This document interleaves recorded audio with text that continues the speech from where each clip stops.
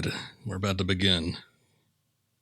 New week, figured we'd start a new game. Plus, I still got the itch for a little bit of Tomb Raider, so we're going to be starting Tomb Raider 2, starring Lara Croft, if you didn't know.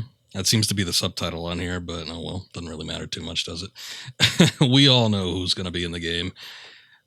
So we finished up the original Tomb Raider, the 1996 version of the game, off the PlayStation just a couple days ago. And yeah, I was really in the mood to kind of get back into it. These games are pretty fun, and I don't know, it's been a while since I've actually played them, so I figured we might as well give it another shot and get right into the second one. We'll mix things up as we progress through the week, but yeah, I was really kind of just feeling like playing this game tonight, so here we go. Let's just make sure everything is looking okay, and I think we are good to go. There we go. Now remember, we gotta watch the opening cutscene too. It explains something. Maybe not everything, but it explains a little bit.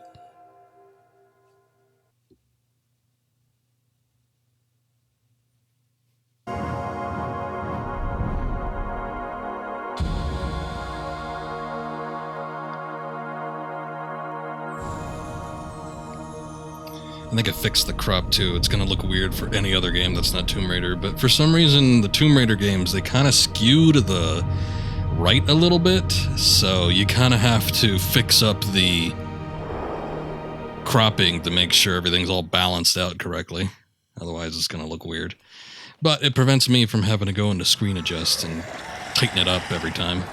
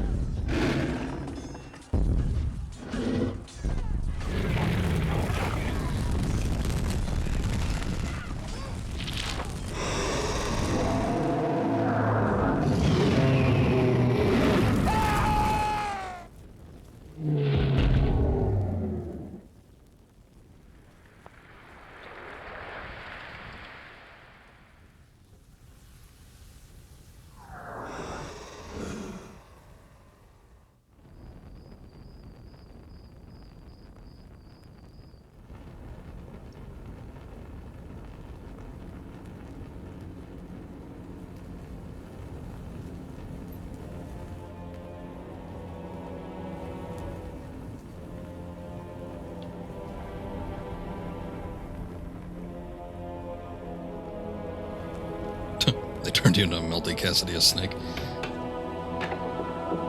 That always looked weird to me, even way back when.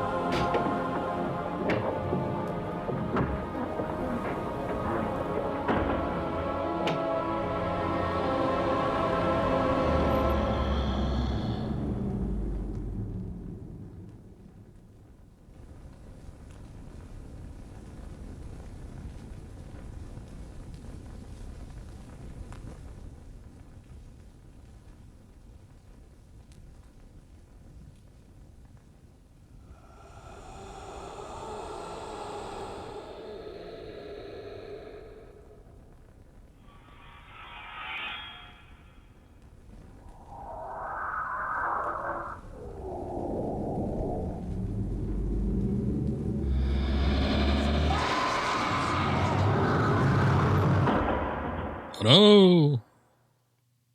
You don't want to mess with that dagger, I guess. Well, there you go. There's your introduction. Not really anything pertinent to Lara herself, but it does set up the artifact, so that's what it is. Also, on another note, we had our fun with the de-interlacing scan lines, but yeah, it's Eternal Darkness all over again, pretty much. Yeah, this is before Dante. Or Knuckles. We got Lara Croft here, and we got to make sure that everybody knows that she's in the game. But anyway, we had our fun with the de-interlacing scan lines with Tomb Raider 1. I feel like I'm just gonna do the straight capture through the RetroTink 2X Pro, 2x Pro, however you want to say it. Mostly because Well, it really ups the weight of the videos to the point where even when I'm trying to encode them to reduce the file size on these videos, they're still like 5 gigabytes, which is insane for a PS1 capture. So, disc probably ain't in the best condition, even though I had it resurfaced. Let's get out of here before the music crashes. But anyway, it should look fine. I don't really think there's going to be much of an issue. Though I do think the deinterlacing looked pretty dang good with Tomb Raider 1. So, I mean, there's plenty to talk about with this game.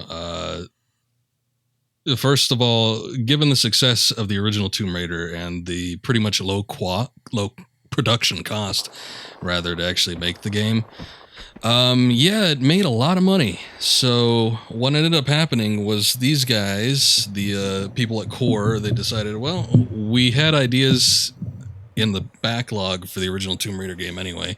So even before I think the original Tomb Raider release, they already started development on Tomb Raider 2.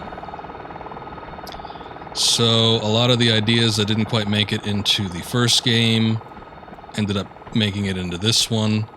They reworked the game engine so that, you know, we could add more polygons, more textures. You could kind of tell it looks a little bit of a mess. But that aside, the maps are definitely more complex than anything that we've seen in the original Tomb Raider. Also, Lara has her free-flowing ponytail, so that's pretty cool, right? Kind of became a staple classic eventually, as the series would go on. A lot of stuff in this game in particular would go on to influence a lot of the future games. We'll see stuff like the changing wardrobe and whatnot. Lara's VA, I think she stays the same throughout the duration of the series for the games developed by Core, so we'll be sticking with her for a while. Despite the fact that we killed an animal here, there ain't going to be too much more outside of this one level. This game is all about the action. That's another thing that kind of differentiates it from the original Tomb Raider. It's much more focused on gun battles, basically, than the previous one was. And also, I gotta get my bearings with the controls here. Is there another? Okay, that's the walk. So, okay, that's weird. R2 is strictly the sidle, whereas R1 is walk. That's weird. I'll get used to it. And it looks like L2 is now the flare button. Which, by the way, flares, this game now incorporates dynamic lighting, which was a big deal for the PlayStation. A lot of PlayStation games were using dynamic lighting when they didn't really, you didn't see that in video games too often before. So, it ended up being, you know, pretty big for the series. There's a lot of advancements made. The fact that the original Tomb Raider made so much money, given the production costs, meant they could just kind of go ham with this one. And they really did. This game is super, super long, too. I should note that I've never beat it myself. I've had this game for quite a while. I bought it in my teens, and I played it, and I think I got stuck in, like, the Opera House or something like that, which I don't think is very deep into the game. But that being said, I've looked at some long plays, not thoroughly. I'm just scanning through to see how long about the game is. I think the shortest long play is like 9 hours. Hey, there's another tiger down there. Which is absurd. I think the longest long play for the original Tomb Raider was somewhere around 6. So that kind of gives you an idea of about how long someone that knows what they're doing is, but playing the game thoroughly is going to take. Whereas someone like me, who knows? I usually tack on about 3-4 hours to a long play, because that's about how much more time it takes for me to figure things out or retry things. So we could be on this one for a while. Another reason why I kind of wanted to get started on it. The fact that we have dynamic lighting means any dark areas we can now light up either with the flares, or if you want to be cheap, like me, you can just use the guns. Unlimited ammo, might as well, if you just need a quick look. I think the original production team from Core was pretty much the same. The only thing different was that Toby Gard, the creator of Lara Croft, was not involved with this one. I don't know if he left Core entirely by that time, probably, because I don't remember him being on any future projects either, until his return with Crystal Dynamics and that whole trilogy. But regardless, he was the original creator of Lara, so that might have had some difference. That might have something to do with some of the differences that we see here. Namely, that she just goes shooting up a bunch of people with little to no regard. But, you know, it's all in good fun, though, isn't it?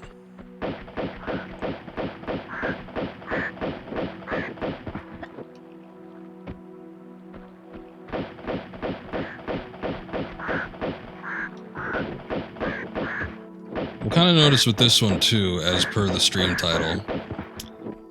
This game doesn't really have a hell of a lot of tombs. There's probably one big one, which is at the beginning of the game, and then you come back to it later, I'm pretty sure, but because, you know, it seems to be the whole plot sort of works its way around. Okay, we got a keyhole here. There's reasoning to come back, but yeah, it's primarily in like urban locations, which I think is weird. I referenced it before when we were doing the original Tomb Raider, but yeah, there's a lot of time spent in like Paris and where else? Somewhere else, like an oil rig or something like that. It's really weird. Whereas when you think of the original Tomb Raider, you're in the mountains of Peru and you're in ancient Egyptian ruins and, you know, the lost city of Atlantis. But with this one, you're just like you're just in Paris. You're in Venice. Maybe not Paris per se, but you're in Venice.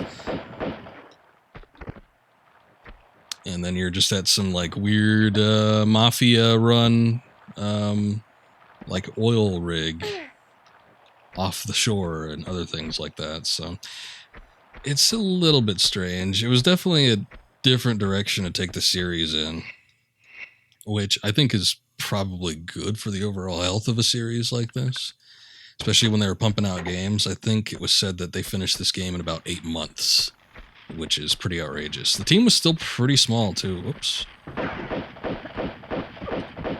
There wasn't a huge team behind this game. It was a little bit bigger than the original Tomb Raider game, I think. But not by much. Like I said, there's a couple people that left, but overall it was pretty much the same people and then some additions on top of that.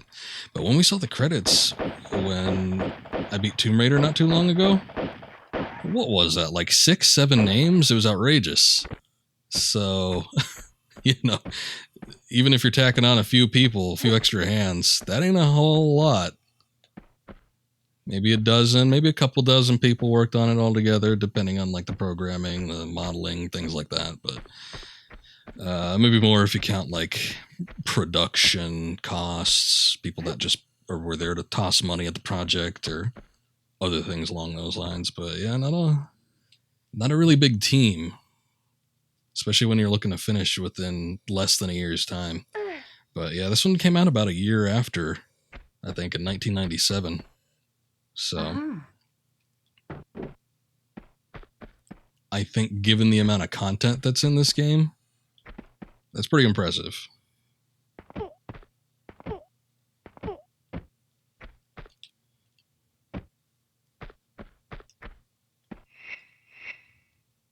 Now, this first level I've played quite a bit. I even played it not that long ago because I was testing the disc out and I was testing also the PC version, just in case the disc didn't work. So far, it seems the disc works fine. Remember that I had an issue, as I mentioned previously, where the game would freeze up in the menu during the Venice level. Now, that ended up being a bug related to the PS3's emulators, so that shouldn't be a problem here. I've gone up that far and I've tested it, and it doesn't seem to be a problem, so hopefully we won't have any issues. But as far as like the disc goes, I'm not so sure.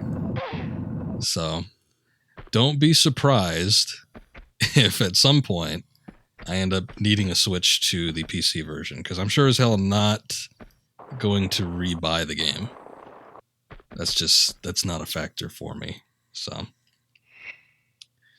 the other thing I can't forget about, it feels a little weird, is that we can save anywhere we want. Now, we only have one save slot, so you got to be careful with it. Make sure you don't screw yourself over. Don't accidentally save in like a spot where you're about to die. Probably wouldn't be a good idea, but we now have free range to save wherever the hell we want.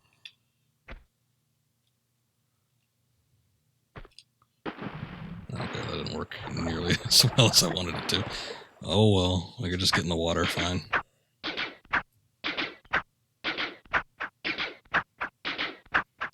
Her movements are perfectly in sync with the sounds of the saw blades at the bottom, too.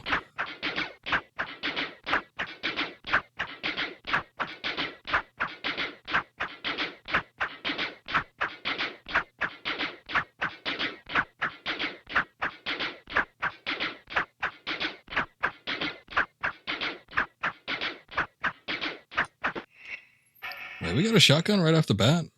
Did I pick that up, or did we already have that?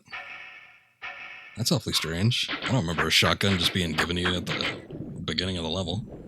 But, I mean, hey, I'll take it. I don't think we'll necessarily need it right this second, but it's good to know.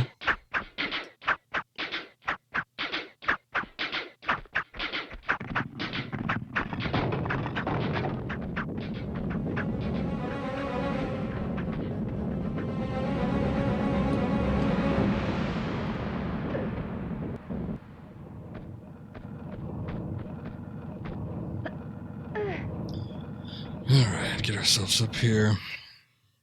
The other thing we want to watch out for with this game is that there are secrets in the form of these dragon statues, which I've already gotten one of them. I'm going to try and strive to find them. Normally, I'm not much of a completist like that when it comes to streaming, but in this particular case, it actually affects the game quite a bit.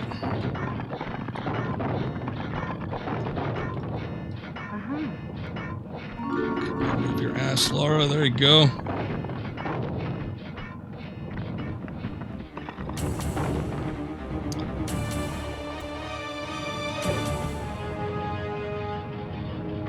Okay. And away we go. So unfortunately, there's not a whole lot of pickups like this, getting into the reason why I want to get the secrets. Oh, hey, are those things reflective? Yeah, they are. Pretty impressive. So, if you remember in Tomb Raider 1, there was a ton of pickups. Lots of stuff that you could just find in the ground, and they were considered secrets most of the time. Well, half of the time. It seems like I was getting a lot of stuff where there wasn't actually any, secret jingle or anything like that. But this game doesn't really have that. It's got a couple of pickups here and there, but the secrets are relegated to those statues. And when you get when you get all three statues, you're given like med kits or ammunition, things of that nature. Stuff you want, stuff you need. And the longer this game goes on, the more you're going to end up using it. So, which seems obvious, but yeah, just to point out the fact that I really want to try and get everything I can. It's not going to be the easiest thing to do, but I will make an effort because I do not want to lose out on any med kits or ammunition or anything of that nature. You know what? Let me save before I go do anything weird here.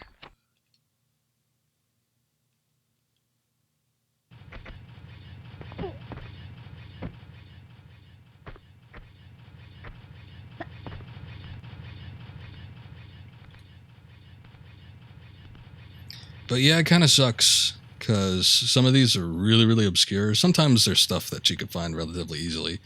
I think that accounts for like the stone statues. There's stone, there's jade, and there's gold. So I guess those are the three levels on how easy or hard they are to get.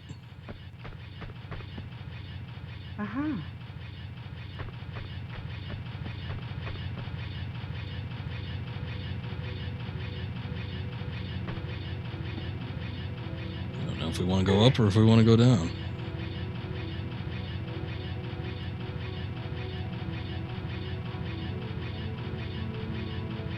I'd like to look up first. Okay, I guess that's not an issue.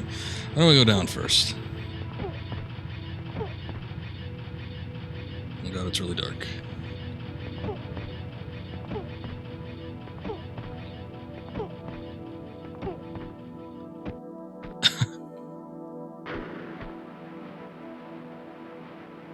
Is there no easy way to get back up? Okay, maybe I could just grab onto that.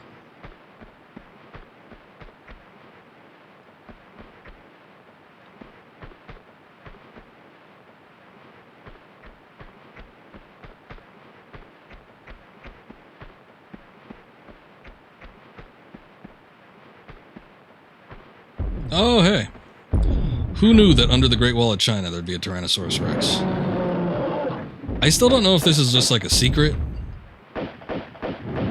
Like a little throwback to the original Tomb Raider. Or if somebody actually thought that this was something that could potentially be taken seriously.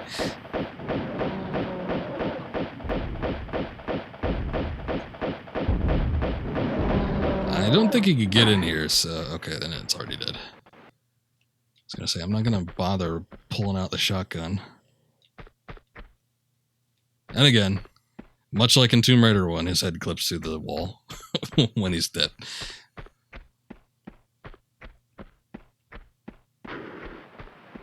Doesn't have a whole lot of room down here. Doesn't seem like there's a lot to eat aside from a couple people that fell down, so I guess that sustains him. Ah, and here we go. What we've been fighting so hard for. Okay, so there you go. And there's your... Oh shit, there's another one? I don't remember that. Maybe he just got back up.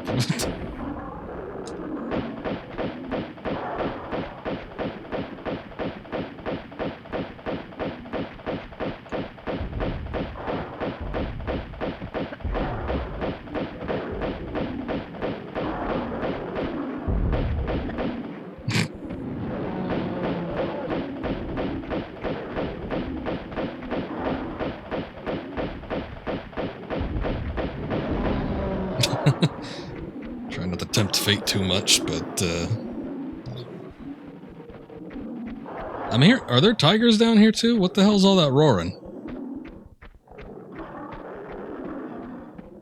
What was that? That was weird. The texture was like all wonky for a second. I thought he was getting back up. Oh no, there's definitely two. Maybe they were a mating pair. I don't know. Guess that explains why. Why they're living down here in the first place.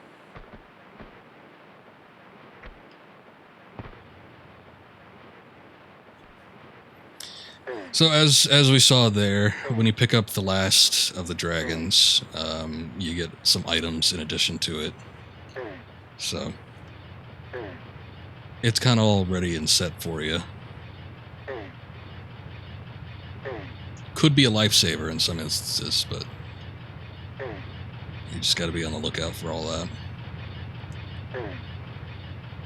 I'm sure that there's going to be some levels where I'm either not going to be in the mood, or it's just not going to be a possibility to find it. Because I know for a fact that there's some BS when it comes to trying to track down these things. But it is what it is.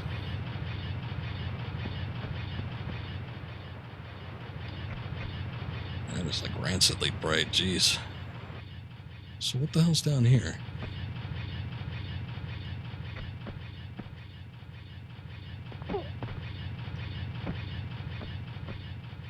Oh, okay. This is what that was.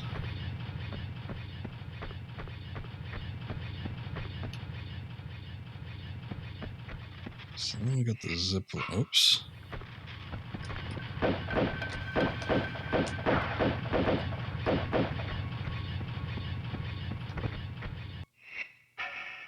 Spiders coming out of everywhere. Oh shit, man, I got the grenade launcher right off the bat, too. That's a pretty big get. I don't think I'll use it too often, but I think the grenade launcher kills most things in one hit. Probably not going to get a hell of a lot of ammo for it, so. I remember with this goddamn zipline, the one thing that kept getting me all the time when I used to play this way back when was you need to hold down the action button in order to keep on the thing. I would constantly forget, press it, and then just immediately let go. And then she would just fall to her death. In all honesty, she should just hang on to it, but it is what it is.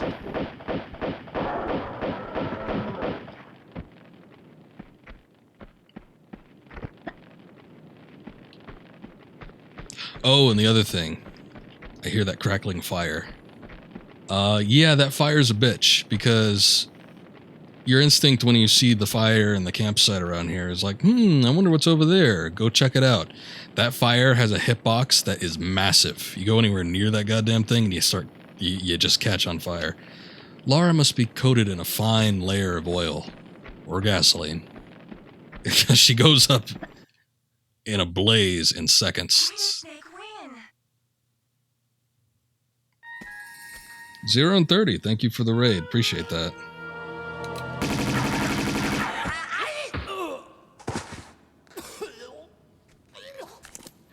Pardon me, if that was just your way of trying the doors for me. Welcome, guys. We're just starting up here. Thank you, 0 and 30, again for the raid. Appreciate it.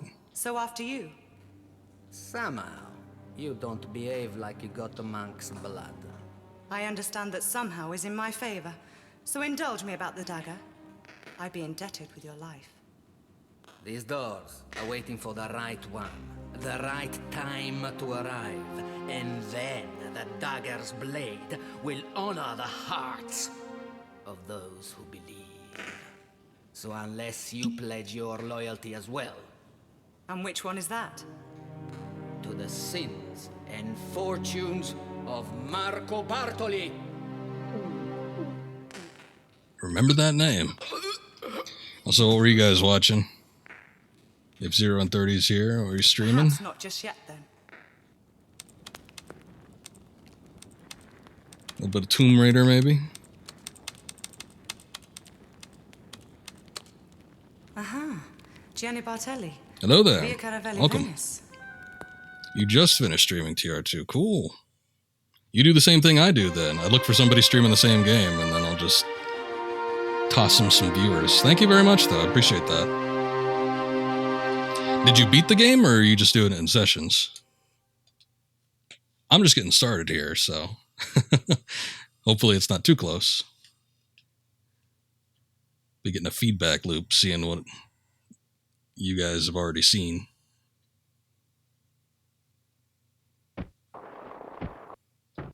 All right, so here we go. Out of the tombs already, and here we go into the urban environments. Oh yeah, and the dogs. Plenty of those. Beat it, but you're working on a permadeath all secrets run and failing. Oh, good luck with that. I'm mostly playing these games blind, but I've played this one in segments when I was younger, so I'm just looking to beat them. Usually what I end up doing is I'll start a game series from the earliest installment, and I'll try to go through all the way to the end. No, I wouldn't imagine it is an easy challenge, so I wish you all the best. Definitely not something I would attempt.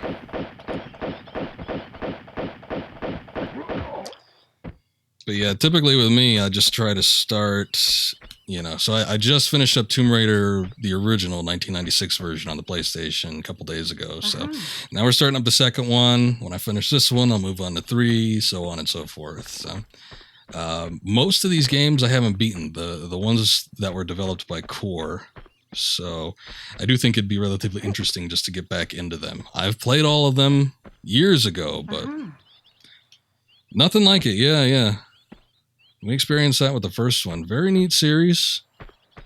You can see its influences, what it's influenced and what it's influenced by early on, but it still feels unique. There isn't much like it. Okay. I remember this. Definitely want to mess with that. There's a keyhole there.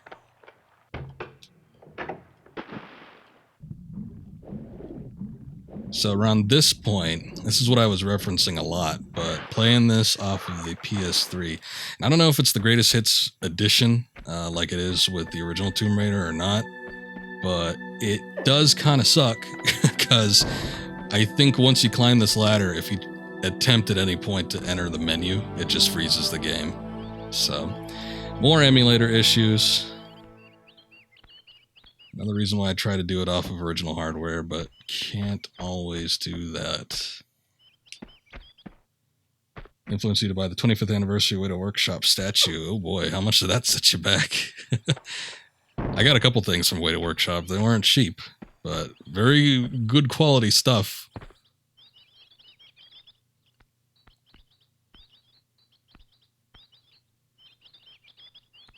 Oh, let's take one more step.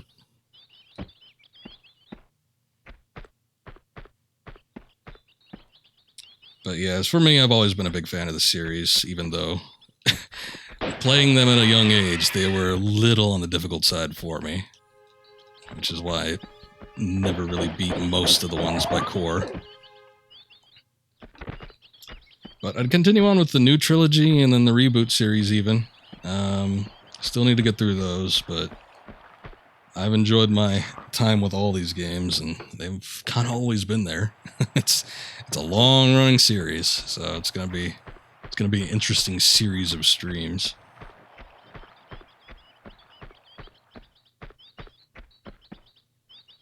Okay, so we're just getting everything set up here. Pretty sure this guy's got something we need.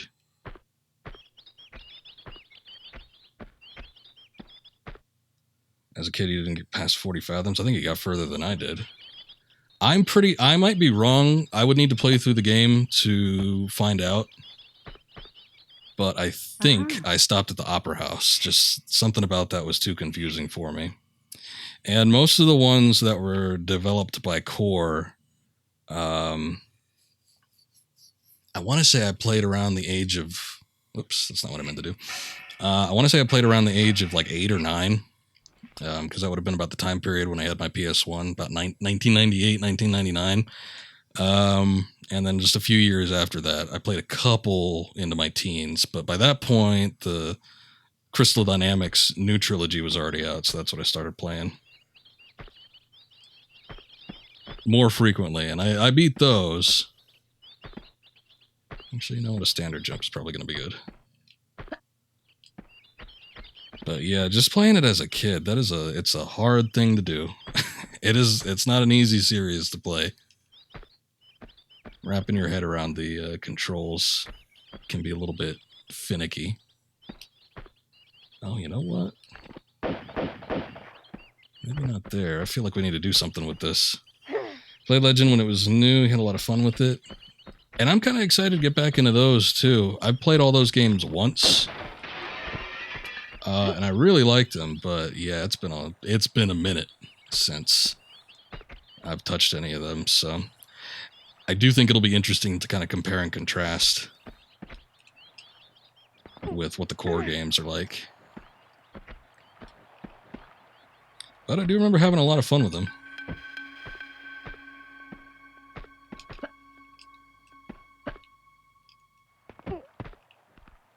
Oops.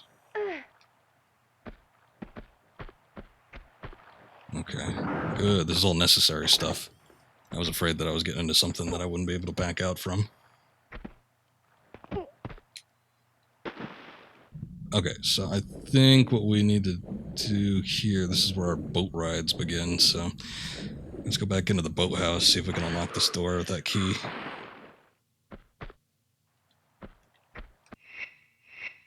There we go.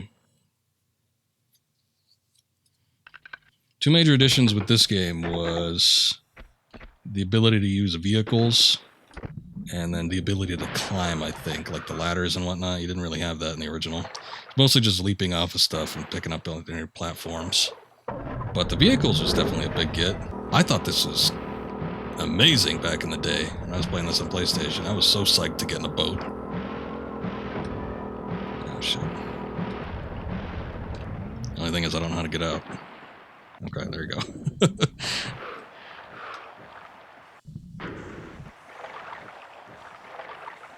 I'm kind of hesitant when it comes to fighting some of these enemies. I think he's on the dock back there.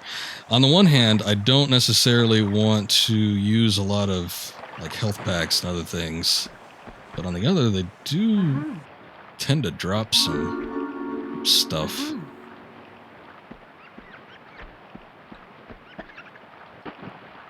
So let's see. Let's see if I can get up here without completely messing this up.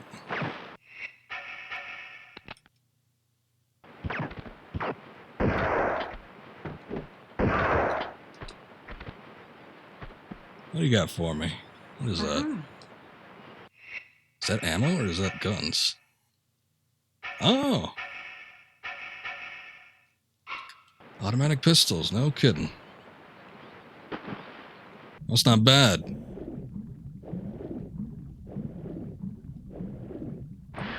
Can't complain about that.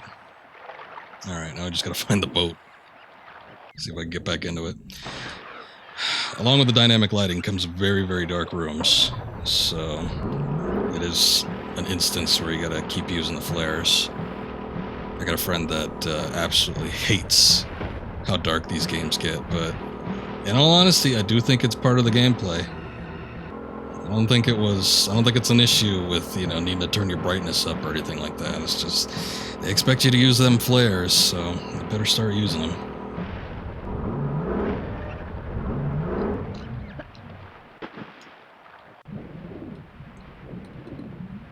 The only thing about that is you actually have to look out for the flares. A lot of times you'll start off with a handful, but you need to kind of go out and seek some more.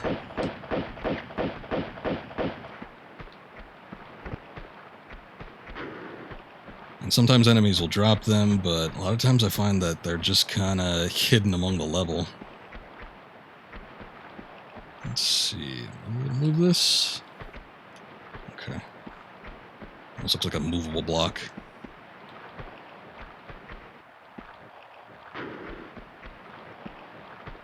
I think this just goes to where that statue was. Okay, yeah. That's that upper level. We do not need to go there.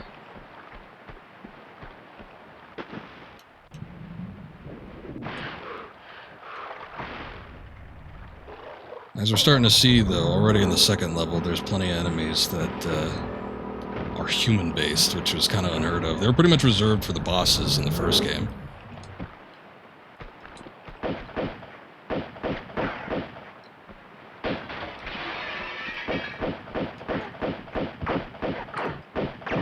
Oops. What you got?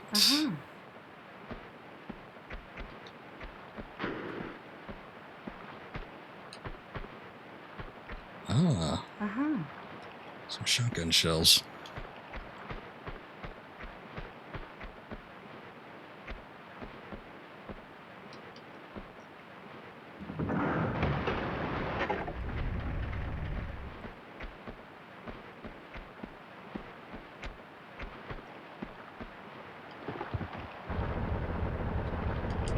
Oh, wait a second. I don't think that did what I wanted it to do. Why the change? Oh, the change in the enemy? I don't know if there's ever like an official reason given for that. I think it was just kind of more the standard at the time. You want to, especially when you're playing a game where you use guns, it's pretty common to have enemies that shoot back at you. So I don't know if that was part of it, just wanting to do something that was a little bit more traditional in gaming at the time, or I don't know. Maybe somebody didn't like the fact that Lara was doing nothing but killing animals in the last game. And weird alien creatures, I guess.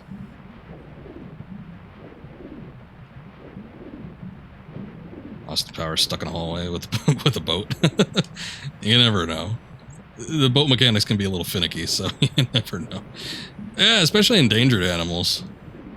I mean, in this game, obviously, they got no reservations about that. We're shooting tigers in China, so, you know. Rats and ravens, who cares? But those tigers. We were having a discussion about that with somebody during one of the last streams. Like, I was never too into Lara shooting like all these endangered species, and I'm like, well, I guess that's why they moved on later on. Is there anything in here? What the hell is? Oh, that was a flare. Okay, I was freaking out for a second. Like, what is that?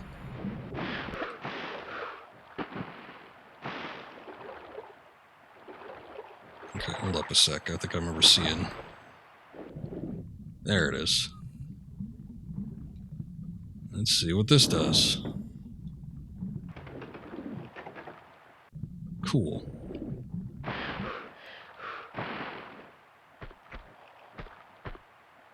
Yeah, shoot. You know what? I'm going to take a quick peek down here. I seem to remember there was one of those dragon statues under the water. I don't know if that necessarily means it was in this spot, but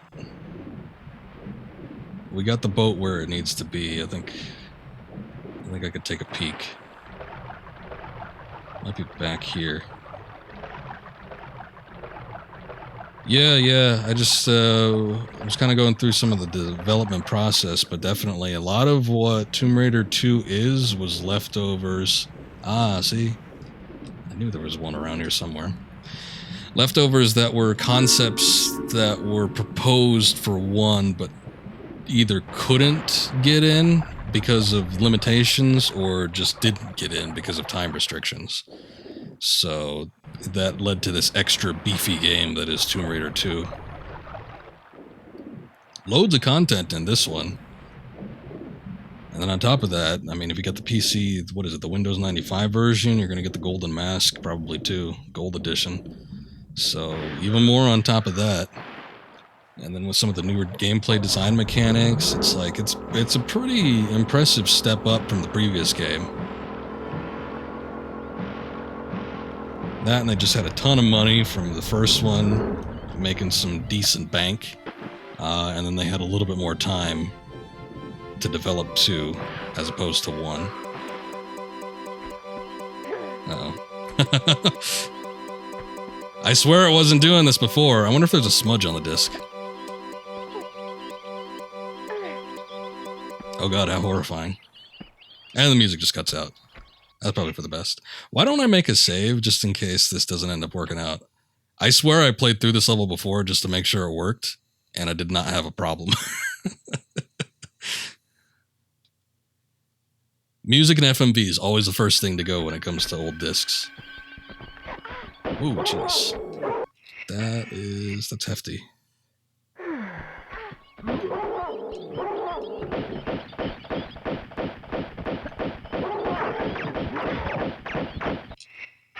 Okay. I didn't know we were playing so rough.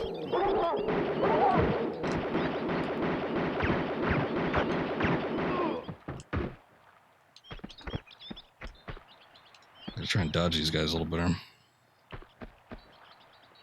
Hello, what do you have here? Uh-huh. And what about you? Uh-huh. But I don't know what specifically came out of 1 that was proposed during the development of that game. I would assume some simple stuff like the weapons and whatnot. I know that, I mean, we just got like the grenade launchers, so that's a new one. Uzis and the magnums, or the automatic pistols, I guess they're calling them in this game, were already in the first one, so I doubt there was any modification of that. But there's a handful of other weapons too. There's like I think there's the harpoon gun. I think there's like an M4 or something like that. It's a little more broad. But I think that's probably like the more simple stuff. Maybe some like level ideas, other things like that. I'm sure it's all documented. Especially with the original core games. Just given how big they were at the time, there's like loads of interviews and documentaries on this stuff. All of which is fascinating. I should probably look up some of it. Maybe I'll have some more interesting anecdotes to talk about. No, I gotta take those out.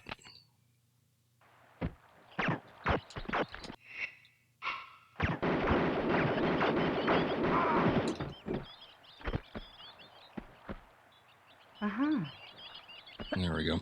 I remember my tactic for fighting people with guns was just to get as close as possible and then just roll in back of them. That way they'd have to turn around to actually shoot you, but I seem to be having issues with it, so I guess it's easier said than done.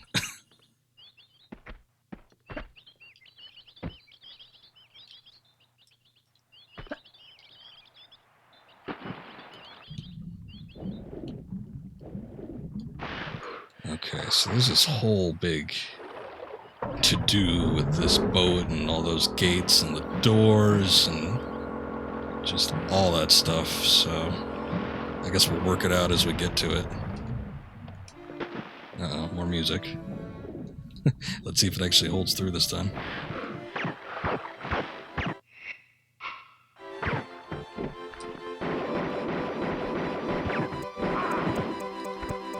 Nope.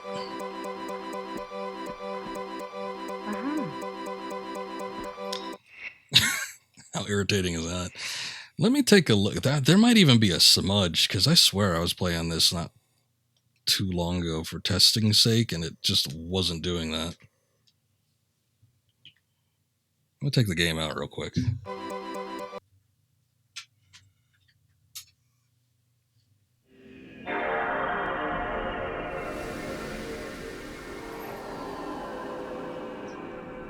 One minute delay at the most. Seems to be okay. That's the problem with childhood games. A lot of times they're not in the greatest condition. Especially with the Tomb Raider games. I don't know what the heck happened with those specifically, but they all had like this deep ring around the edge of it. Really hard to get out. I've had them all resurfaced. At least the ones that I didn't own. Or the ones that I did own previously. The ones that I bought, or had to buy, that was the original Tomb Raider and Tomb Raider 3. Those actually came in pretty good condition, so didn't have to do anything with those. But like Chronicles, Last Revelation, 2, they all needed a little bit of resurfacing. And I guess some of those scratches just didn't come out. That's all right.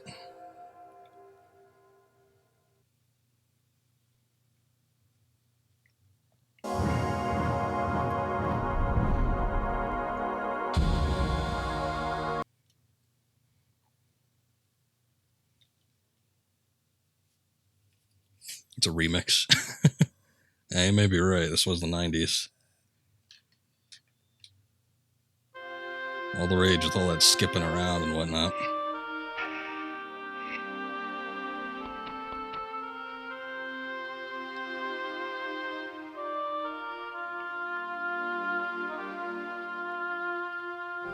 Current position. That should do it. I always thought it was weird too, the loading screens. At least on the PlayStation version. I don't know if it's the same on the PC, but they always have like these highly detailed versions of the locations that you're in, but then you don't see an actual like cutscene or render of that. I guess I think it was the same in the first one too. Maybe that's just a thing they did. I specifically remember in Chronicles, the loading screen would be part of the cutscene that you watched as an introduction to the level. But in this one, they just had like these unique pre-rendered areas. It always made me kind of wish that we had a cutscene or something.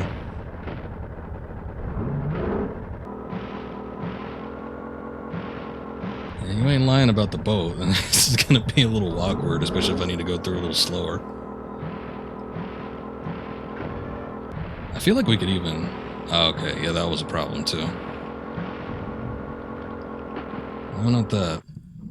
I feel like we could even speed the thing up. I forget how to do that. I would have thought it was the action button, but that doesn't seem to be doing anything.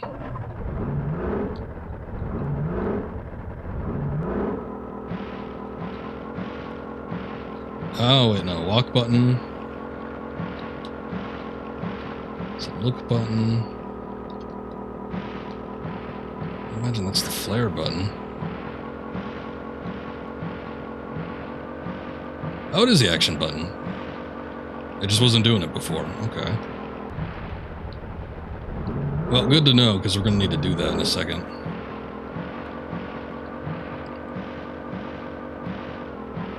Let's go back over here. I got a couple things to take care of before we could do any of that. Specifically with this, I remember there being a dragon statue up here.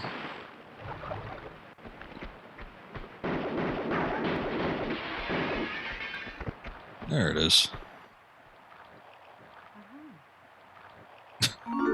Aha, in the distance. That was a lot of magnum ammo, jeez.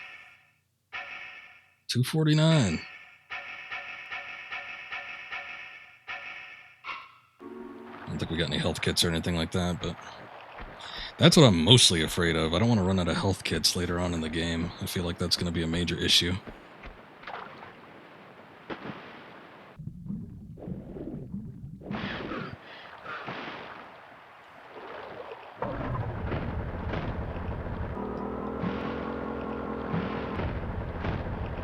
Oh, wait.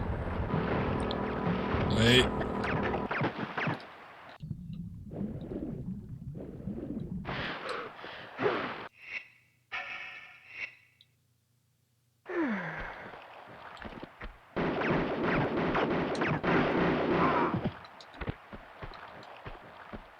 Well, thank you for the replenishment.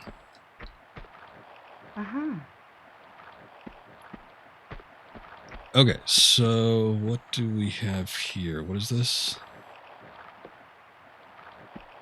Okay. So I think what needs to happen... Boy, I think there's still a few things we need to do, actually.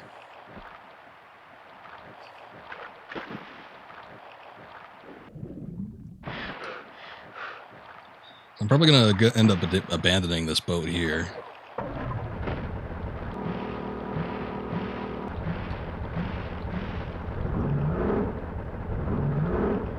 But those big doors open up. Oh man, there were mines over that way too, though. I'm trying to piece together what needs to happen here. Yeah, I think it's going to be an issue. Let's take a look over this way, see if we can find anything. Actually, I probably don't want to waste that ammo. Regular pistols will do.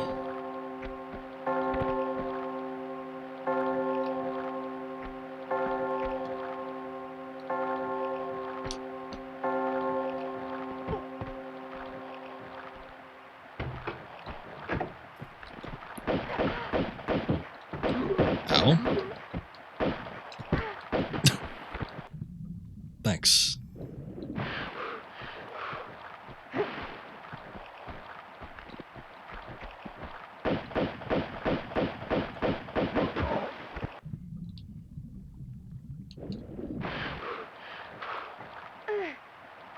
Yeah, at least he had a health kit.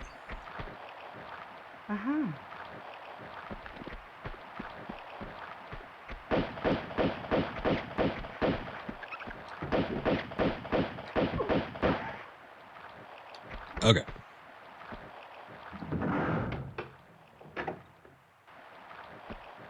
Alright, I saw that door. It was before we came up to the second boathouse. I guess that's it in here. I feel stupid for using a flare now.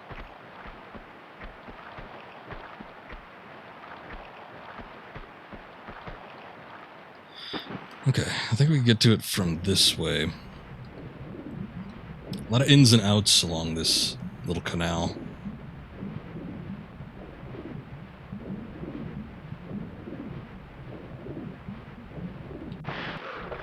There we go.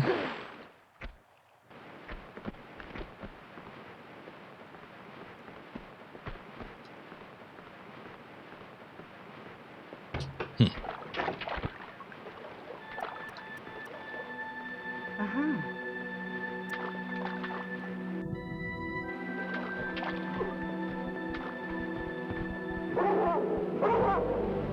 boy.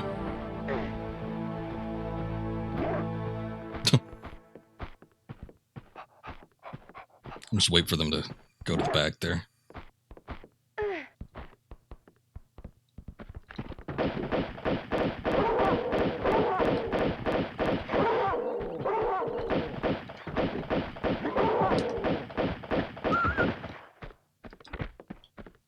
There we go. Okay, let's take a look at what this does.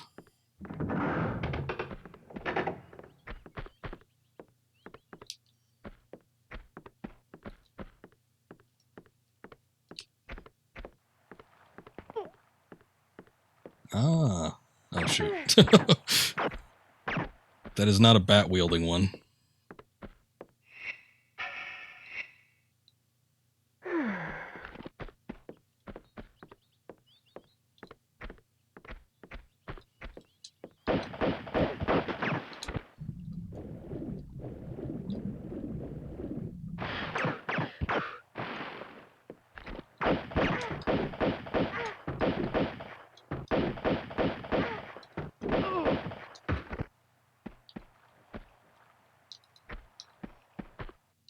Oh, what a cheapskate. Got nothing on here. Hey, what's up, Sabotage? Welcome back. It's going well, I think. Just trying to get my footing in this game, but I seem to be doing alright.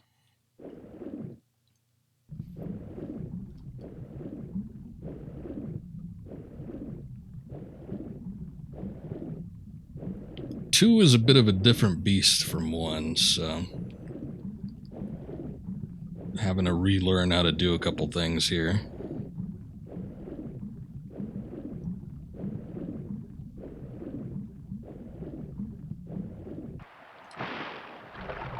Okay, see, I think we need to get that open too.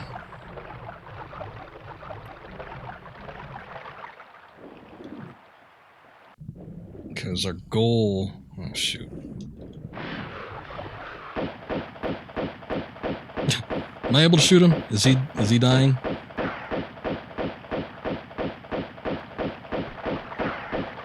I don't know if it's making it through the grate.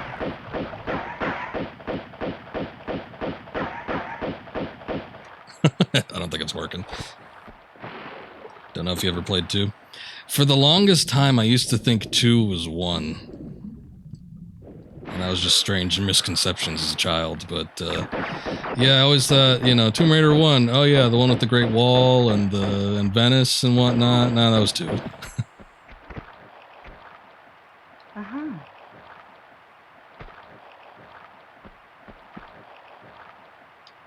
But it's I don't even know if I can consider it hard. Is it harder than 1? I think it probably is. I think all in all, the first game is probably one of the easier titles. The only thing that makes it really difficult is the save points, which you don't have to worry about in most of the other games. Excluding 3, because, I mean, you know, I already talked about that one. But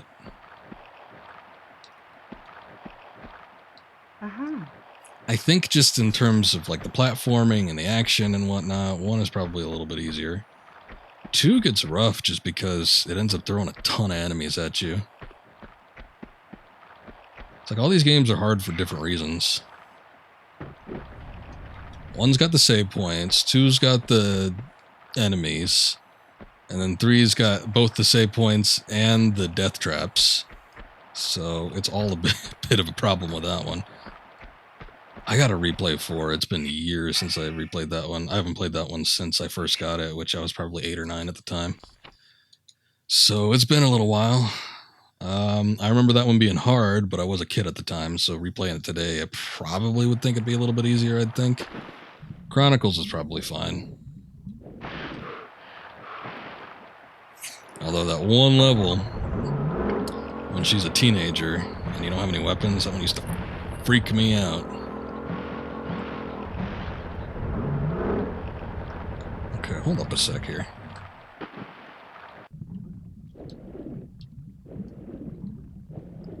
So I think the only way to do this is because swimming is too goddamn slow. Yeah, see, those doors already closed.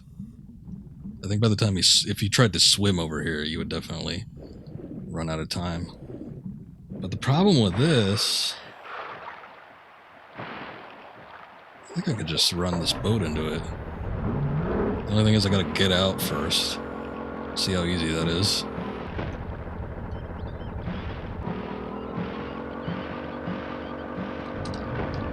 Nope, no. Okay. Oh well. Yeah, that's about as much as I figured would happen.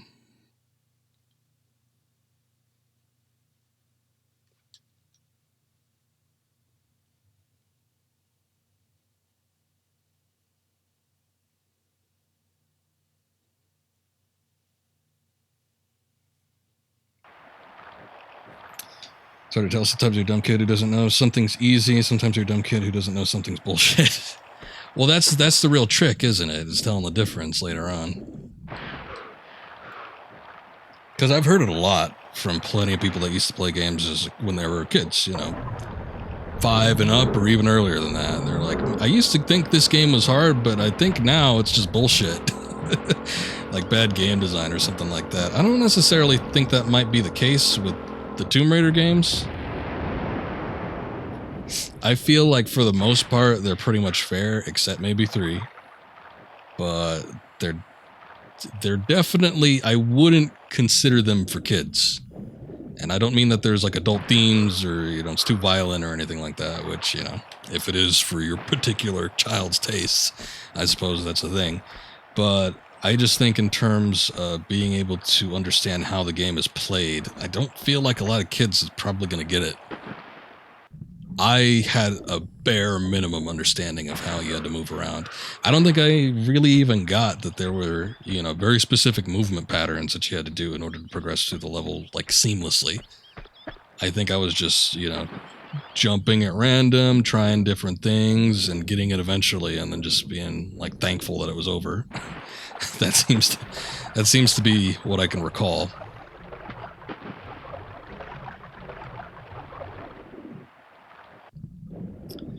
But playing them nowadays is a totally different perspective, and I think they're really fun, and I think they're manageable, but they do get very challenging and maybe a little bit on the BS side, but not all the time.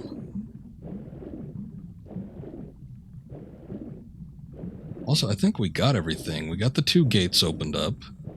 I took care of the mines. It's mostly just getting to the boathouse and then revving this thing up and trying to beat the timer. We'll see. I'll make a save here. I got all the statues too, so I don't need to worry about that. Oh, this I'm probably going to need to back up a little bit.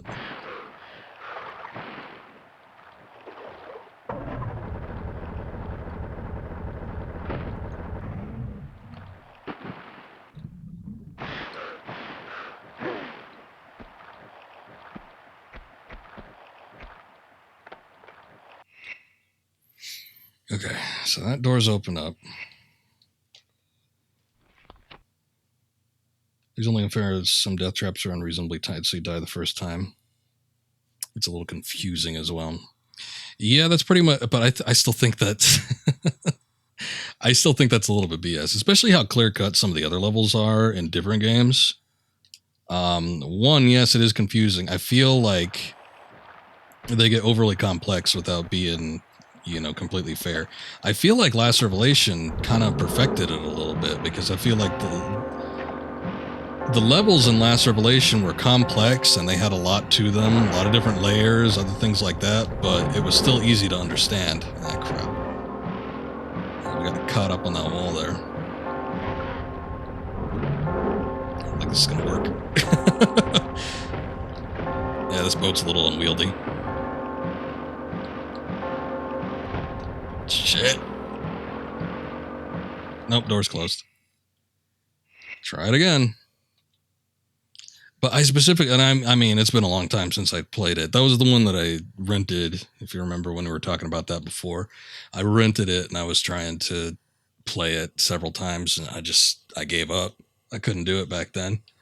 But yeah, I remember there being a lot of death traps, just like stuff out of the blue, and it's like I feel like it was the kind of death traps where you just automatically die if you don't know if it's coming. Which is a pain with that game because it's got the limited saves. So it's not like you could trial and error easily enough. May not be the best judge since you only played it with a guy. Oh yeah, you did do that, didn't you? Well, even still.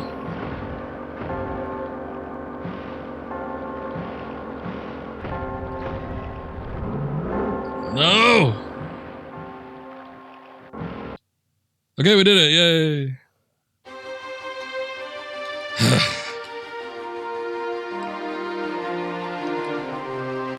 That boat really likes to hug them walls. It is up on those things. But I mean, yeah, when I played 3, I just remember death traps and getting lost. And I guess, maybe that's a good feeling for an action adventure archaeologist game. I don't know. But I wasn't always having the time of my life with it was the only problem. So I ended up just saying, nah, I think I'm good on this. However, after playing 1 and presumably beating 2 eventually, I'm a little bit psyched about getting back into it.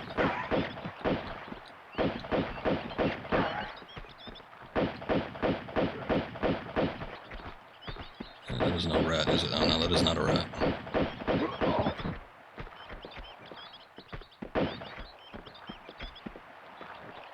I hear something else. Remember a temper trap with spikes in 3 that you had to do, and you swear the first time around, the first frame turn to escape really crazy stuff. Oh yeah. You're talking about when you're just like doing the roll or something like that, or maybe even a backflip turn. Stuff like that, it really gets you thinking, keeps you on your toes. Makes you feel like you got a sharp presence of mind when you're playing them, so can't fault them for that.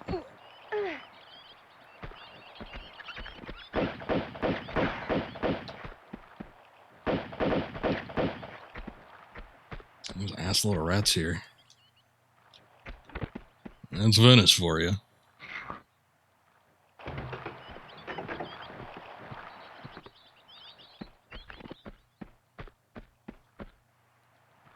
Are they coming up here? Let's see if he comes up here. Oh yeah, he's coming up here. Oh man, they could hop up too. Enemy AI has improved. What is the difference between a rat and a man?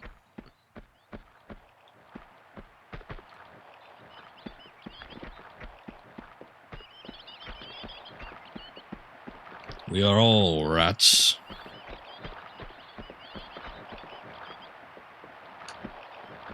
I feel like I'm missing out on something over here. What was going on? Just want to make sure there's like no not landmines, but like water mines in the water. Nothing that can cause me to explode. How about that?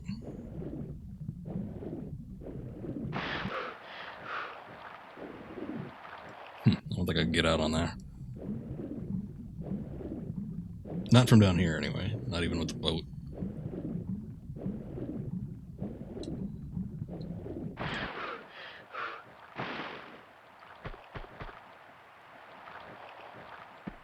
Stuff going on up there.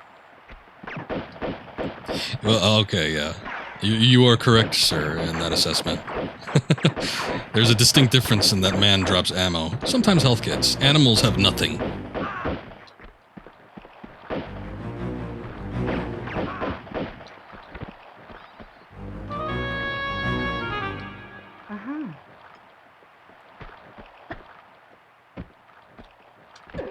second.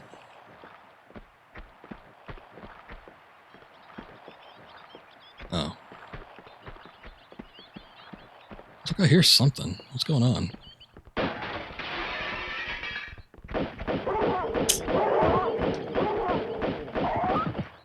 Should have known. It's these damn dogs.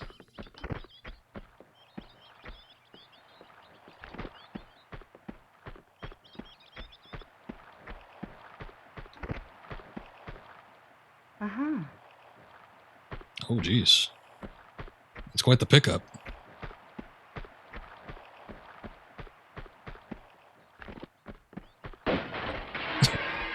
Why walk through the one I already opened up?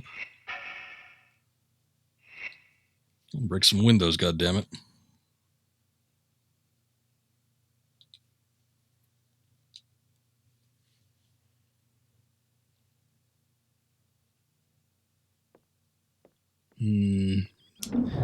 Ah, there we go. I'm like, this seems suspicious. Oh, it still clipped me.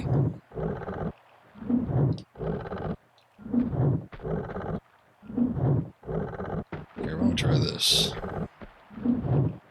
That's a little better.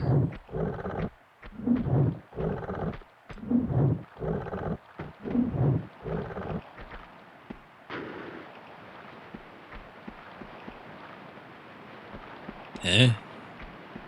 Oh. Ah. I don't know where that is, but alright.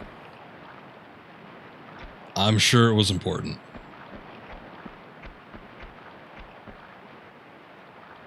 Oh, are they done? I guess they're done.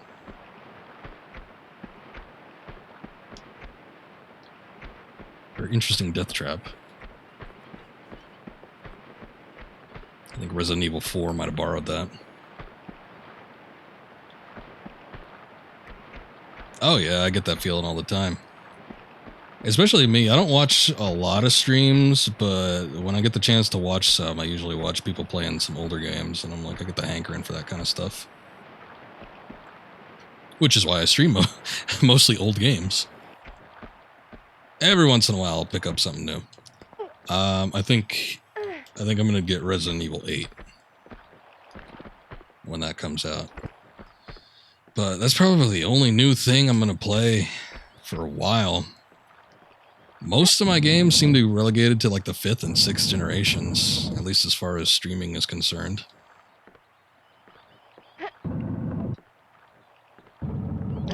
But especially with me, I like playing things that I missed out on, or I didn't beat, or I beat unfairly. Whatever the case may be. Back then, because there were plenty of games where, you know, I've been playing games for a long time, but when I was younger, that wasn't always going to be a factor to play through it properly.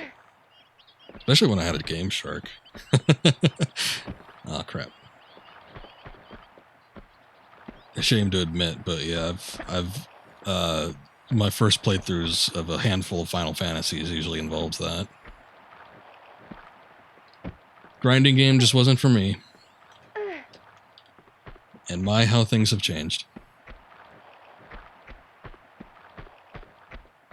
But yeah, I've talked about my experience with the Last Revelations when I first got that game. I thought that was way too damn hard. So I'd do like level skips and other things like that, but you never took any items with you, so then I had to mod in like items to get me through to the end. And you know, in for a penny, in for a pound. Once I got through with all that, I'm like, well, hell, I might as well just use infinite ammo. Why not?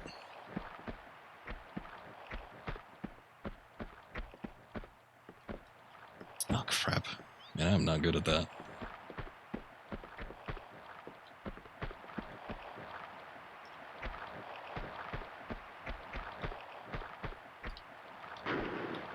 Oh, shoot. I am used to Tomb Raider 1 controls by this point. So every time I want to sidle, I have to resist the urge to press L2, because I usually sidle to the left first. Sometimes I sidle to the right, but It's a bit of a pain. There we go. We didn't need the block at all.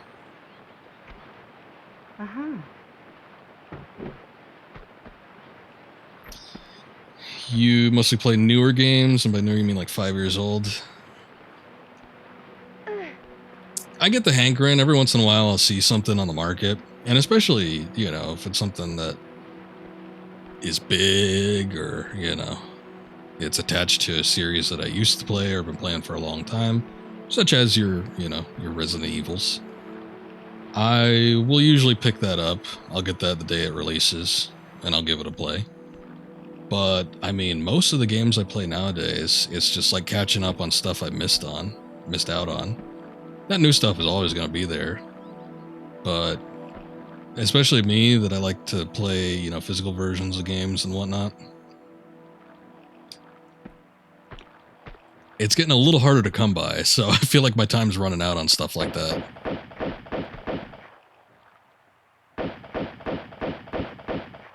Oh, no, you don't. You come back around here.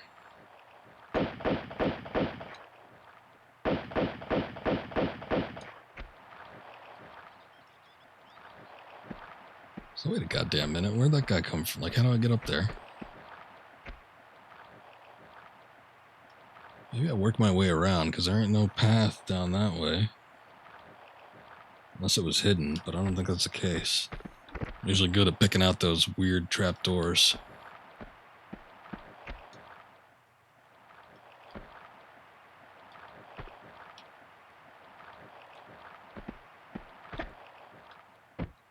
Last year was a pretty big year for me in, like, new games. I was trying to come up with what I got last time, but what did I get? I got Doom Eternal, Resident Evil 3 Remake, Persona 5 Royale, something else. I don't remember now, but it was probably on stream.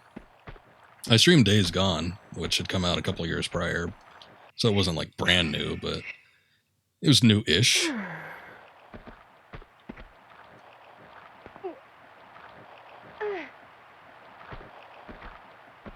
But yeah, like last year's streams, that mostly consisted of a lot of series that I was starting up, so like,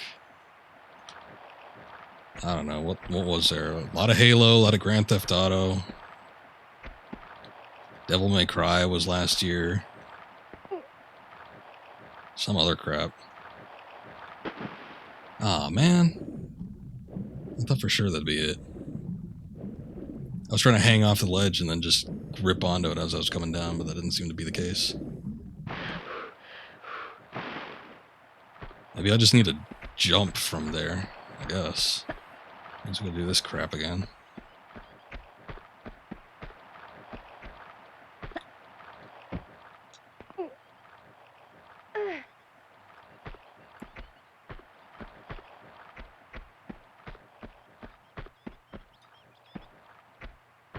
But yeah, in any case, that was a pretty eventful year. I don't feel like, and I know that, you know, release dates on games are a little bit spotty now, with the global pandemic and everything slowing down production and development, but still, even if that wasn't the case, I feel like I probably wouldn't be playing a hell of a whole lot. I'm more than willing to pass up on some new games. And again, going back to that, you know, fear of missing out, basically, on some of these older games if I want to get physical copies of them. It's like, newer games are always going to get cheaper. Start up at 60, 70 bucks, and then you wait a year, and 20 bucks on sale. But with these older games, they just keep getting more expensive. I mean, the Tomb Raider games are relatively cheap. They were mass-produced way back in the day, especially if you're looking at the greatest hits versions. So, not too hard to come by, but other stuff? Oh boy, I've seen some games go up in some outrageous prices. Haven't played Halo in forever. One day I'll go back, play Reach. Reach was pretty good. I played all of them.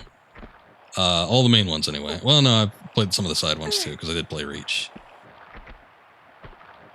But I think Reach might have been among one of my favorites.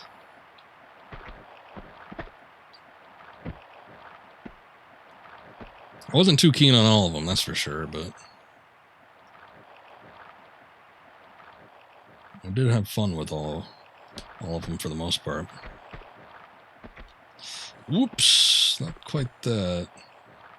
I don't know if I want to jump that. It just seems iffy to me. Okay, I guess that works. I was trying to hang off the ledge, but yeah, sure.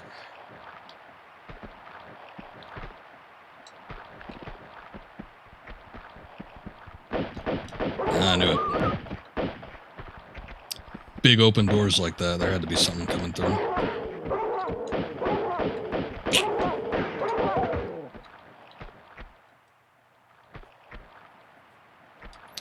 Combat Evolved was your favorite Halo campaign? The first one? Oh man, it's hard for me to say. I might have liked 2. Just because I liked the character switching and I liked some of the locale changes. It did go on for quite a while though. I feel like that was one of the longer ones. By the time the end came, I was like, alright. I think we're ready for this to be over. But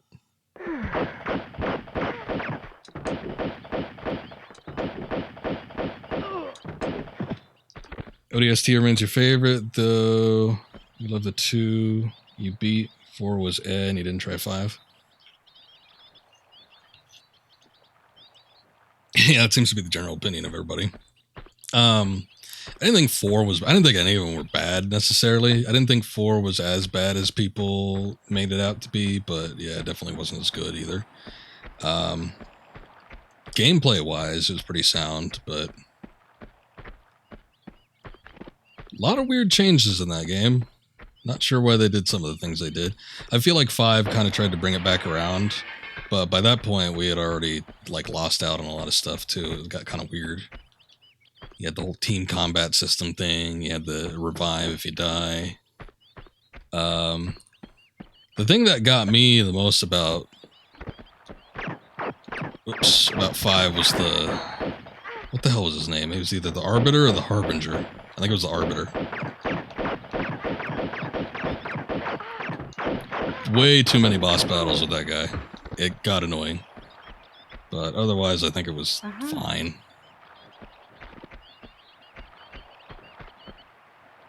And then CE says good, such good execution. Exciting balance levels for the most part. I think from what I remember, Combat Evolved was probably my favorite to play on Legendary. Everything else just felt a little bit too cheap and unfun.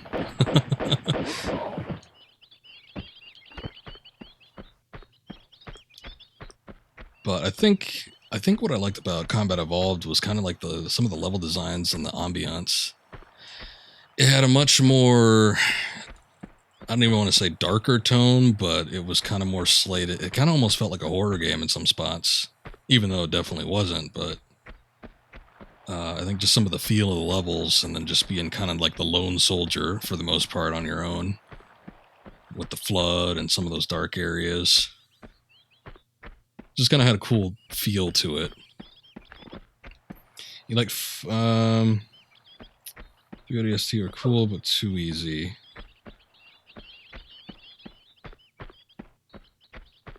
Trying to think, was ODST easy? I remember 3 was kind of iffy, but I don't know.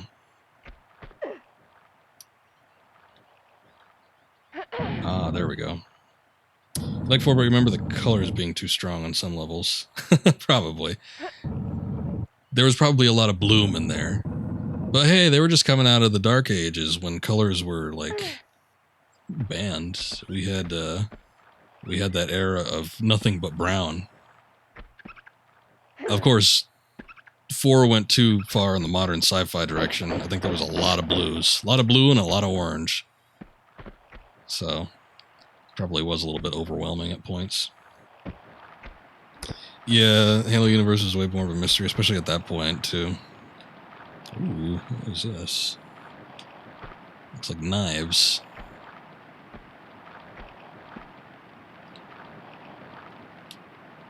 Let me just... Okay, there you go.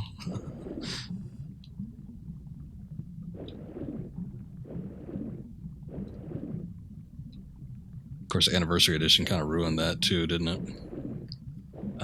In terms of like the mysterious feeling.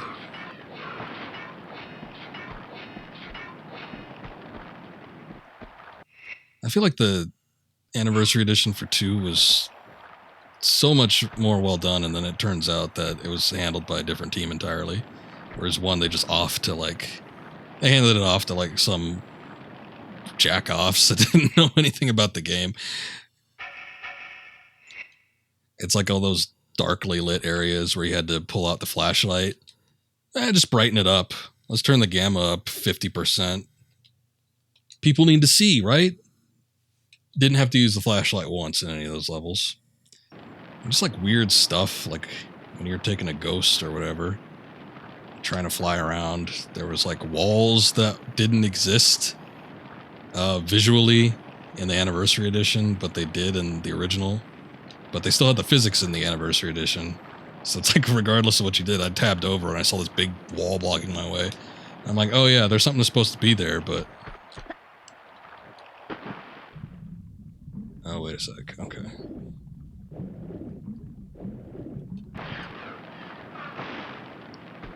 This might get weird.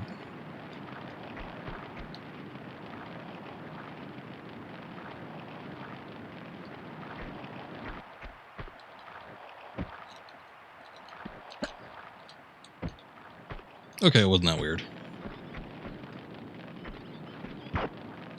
Shit. I don't know.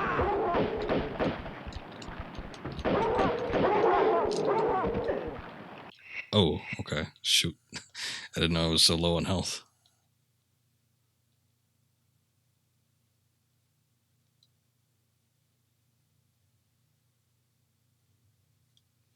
Damn dogs.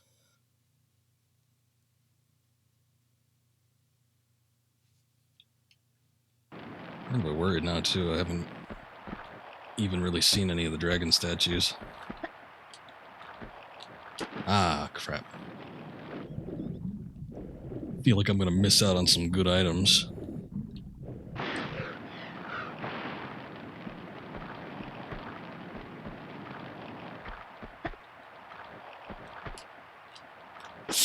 Okay. Man, I had it that first time. I gave it like a real college try.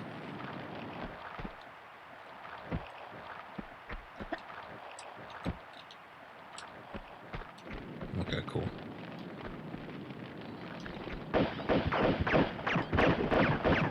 Imagine jumping and realizing as he touches the ground, oh, I'm dead right now.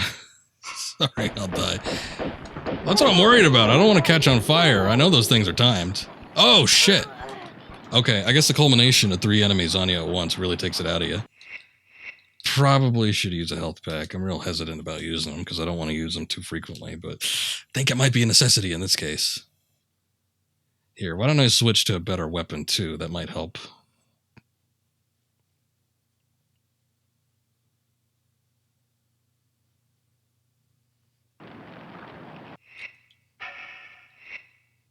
Let's start with that.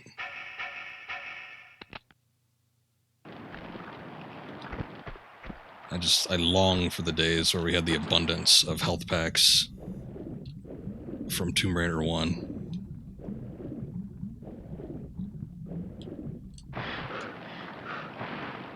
You need them more than ever. He didn't really need them in 1. He had the occasional battle to fight. You had those damn mummies, which are a pain, but overall, wasn't a huge problem, but this one, damn well better believe you're going to be needing some health packs. What do you got? Nothing, really. These henchmen are getting stingy now. I'm starting to resent that.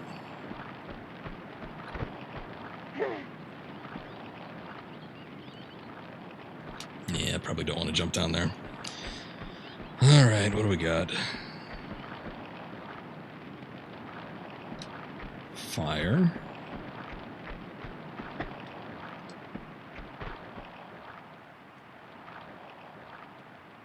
What was that? Did I shoot a dog from way back here? Or did we already go through there? That must be a place I visited. Oh, no, that was the entrance. Okay. I'm like, wait a second. Is there a dog phasing through the steps there?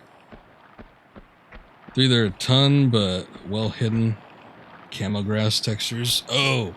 Speaking of that, I remember the snakes being a pain in the ass. You talking about stuff like that? Sometimes you'd like turn the corner and there'd just be something in there. Which I guess, you know, isn't too unheard of, but that was irritating. I just remember the snakes being in the grass, and that used to piss me off.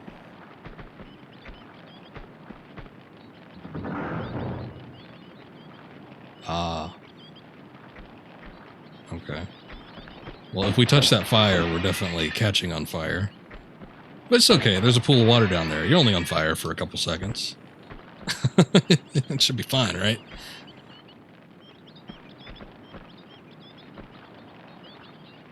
What is this?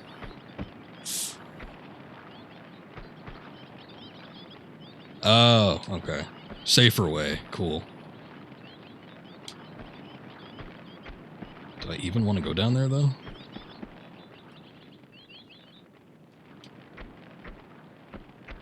I guess. I don't see anything else to do.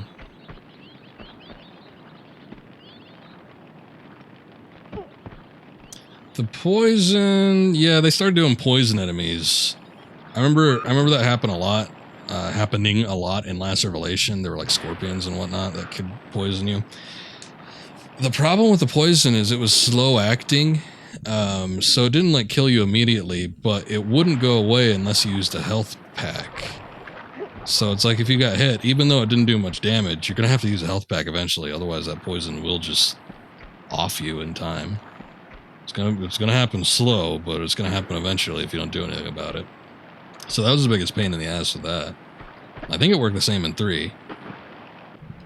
But yeah, it was just like a guaranteed death sentence if you didn't have any health kits on you. And eventually, you know, I think in 3, as opposed to this one, where we haven't seen really much of any pickups, and I know we're only a couple levels in, but I mean, compare that to 1. 1, I was getting health packs and ammo and all sorts of stuff just lying on the ground. This one, not so much. We've seen maybe like 2, 3 things. If even. So how am I doing on my flares? I got 10.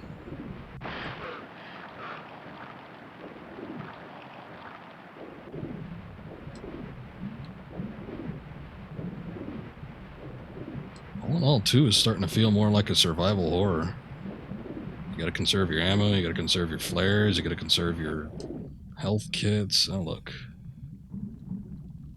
Pick it up, Lara.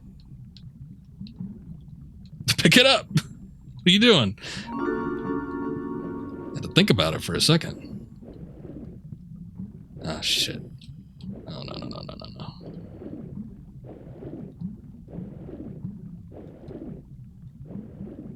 Oh, look, there's something down there. Hold up. I feel like there's going to be a lot down here, but...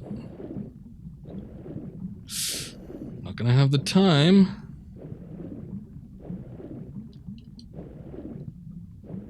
Time is a luxury you don't have. Okay. I'll go back in there and try to sort it out.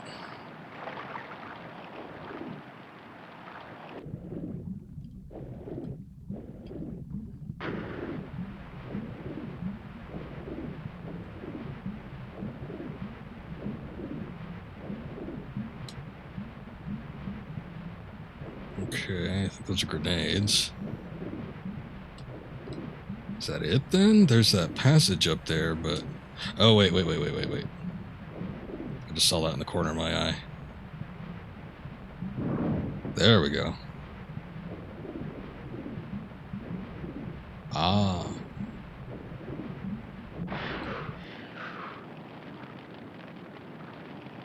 Wait, where's this? Oh. Wait, why do I want to come back here, though? What's over here? And this is the this could be the only way to get back up. That sucks. I don't want to have to do that jump again. Oh, crap. I was going to come down here, see if there's anything else to pick up, but we are out of light, and I don't really feel like using another flare. I don't know how easy this is to see on stream. I could barely see anything. So hopefully it's not too bad. Oh god, let's see.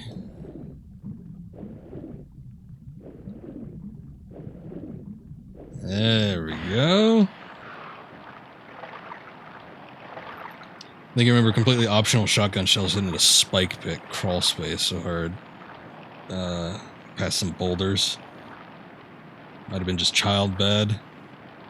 A lot of work for the shells that you never used. Yeah, I hear that.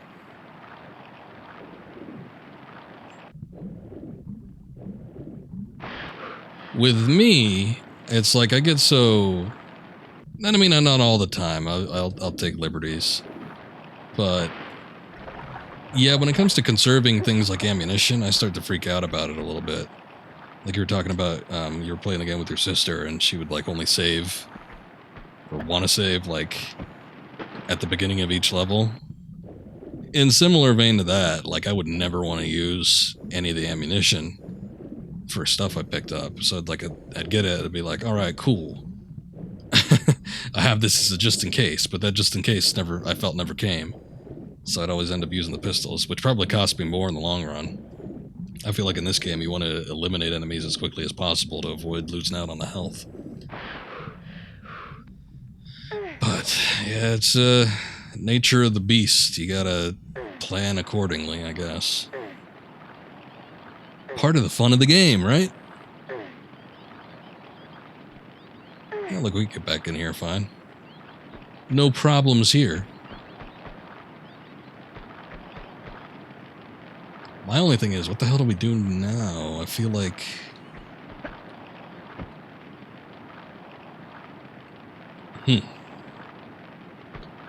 something needs to happen.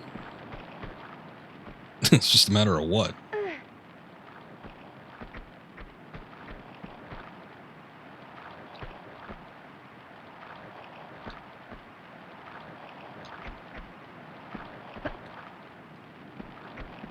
Maybe there's another switch somewhere. I don't know. You know what? I might need to get back up here again. I'm going to save because we've done a couple things, and I feel like this is going to result in me falling to my death at some point.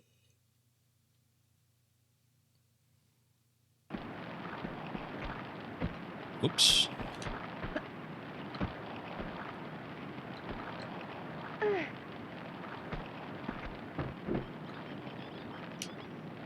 Okay, I could probably make that jump. I can make that jump, come on. There we go. That's what was missing. So... oh boy, there's a lot going on.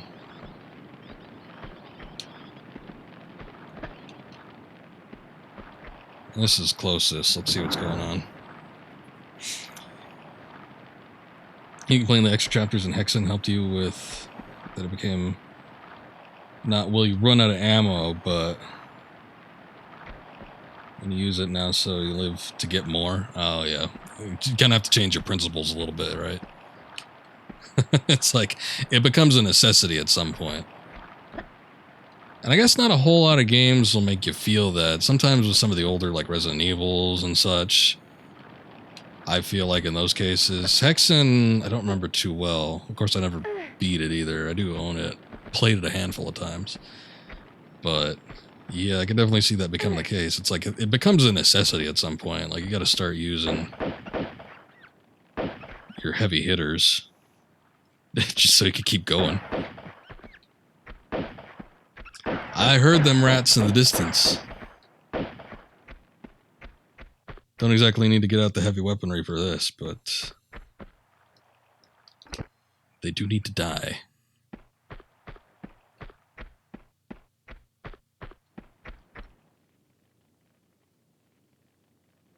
I don't know what's going on with that painting, but I'm going to look around here first. See if we could sort out what we need to do.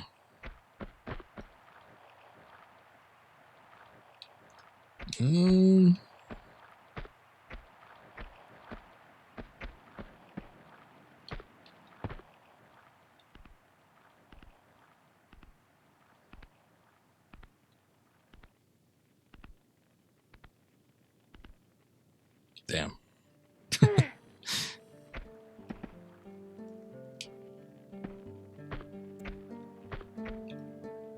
didn't know what that music was for a second. It sounded like the coal mining town music from Final Fantasy VII.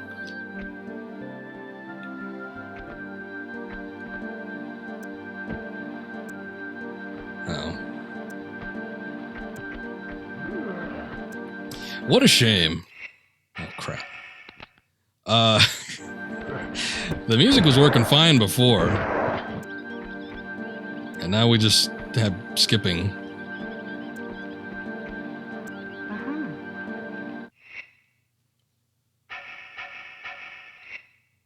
So, I'm just going to turn that down. Maybe someday it'll sort itself out again. It's a brain fart. You're thinking about Heretic. Hexen is a sequel you hated and only played 3 hours because of hidden switches needed for progression. Ah, yes. A lot of times when they're not fair with how you're supposed to proceed like that, it can be a little irritating. What would normally be a secret is now what you need to do in order to get through the game.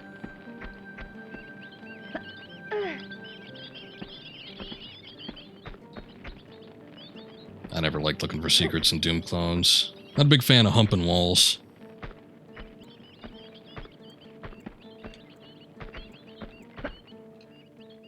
Oh. Well then. Still lost health, so that sucks, but saved by the chandelier, I guess.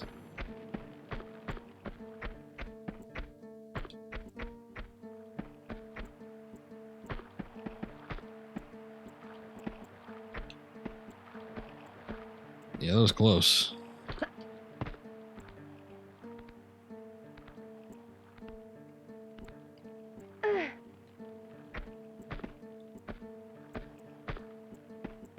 Random guitar plucking gently in the distance.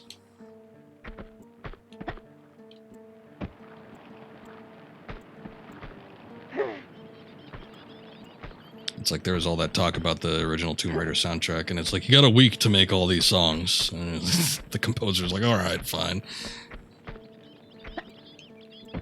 And then come Tomb Raider 2, he's got like all this time to make all these additional tracks. And they sound lovely. In most cases. It's just the soundtrack has to actually be working first.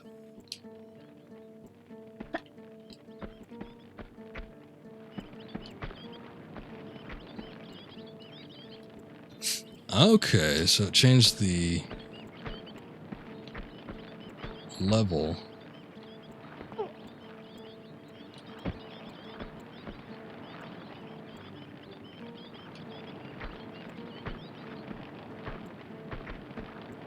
Played 2 hour Doom levels, but at least they were 1 level.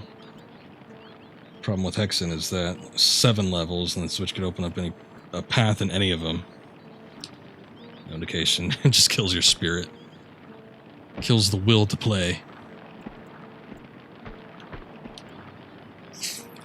Yeah, I don't remember digging Hexen too much. That was probably why. It's been a while since I played it. But not my favorite Doom clone. Did you ever play Blood? I feel like I asked you. We were talking about Hexen last time. One of these last streams. And I had asked you about Blood, but I think just the fast-paced action of that one. On par or exceeding Doom in some circumstances. That's probably what I liked about that one the most. Key. Oh, you know what? There was the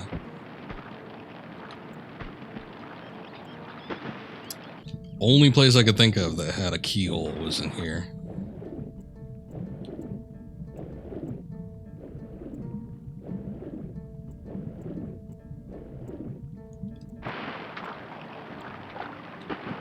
Oops.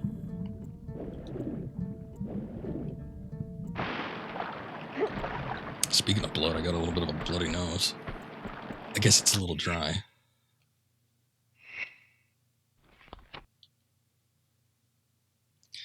Alright, before we start opening any doors, let's do a little save.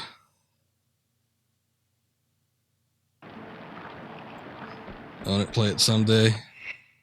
I mean, I don't know what your setup is like, but I'm pretty sure it's on both Steam and GOG. I got the GOG version. Seems to play alright. It's a tough game, and it is intensely fierce, but I don't know, something about it, I like it. Whoops, that's a bat-wielding one. You are not one I need to get close to.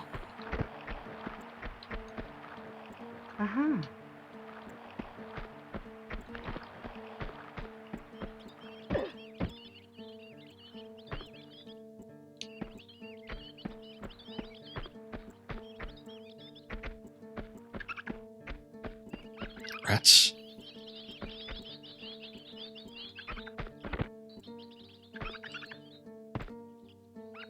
Oh, hey. I was just seeing if I could climb up onto the edge of there. I didn't know you could actually climb on the bookcases.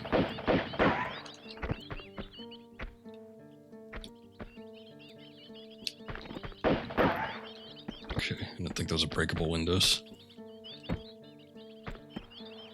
What is this? Oh.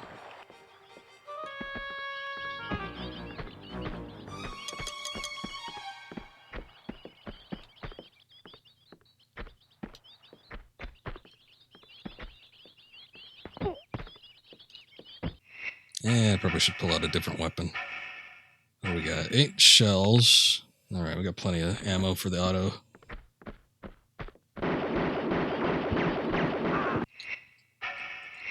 A little close there. Again with these guys, they're not giving me anything. The big ones always got something. I guess they got extra room. Big men get big pockets. These small guys, they ain't got shit. Was he playing Gungeon or playing DMC4 Legendary Dark Knight? Ooh.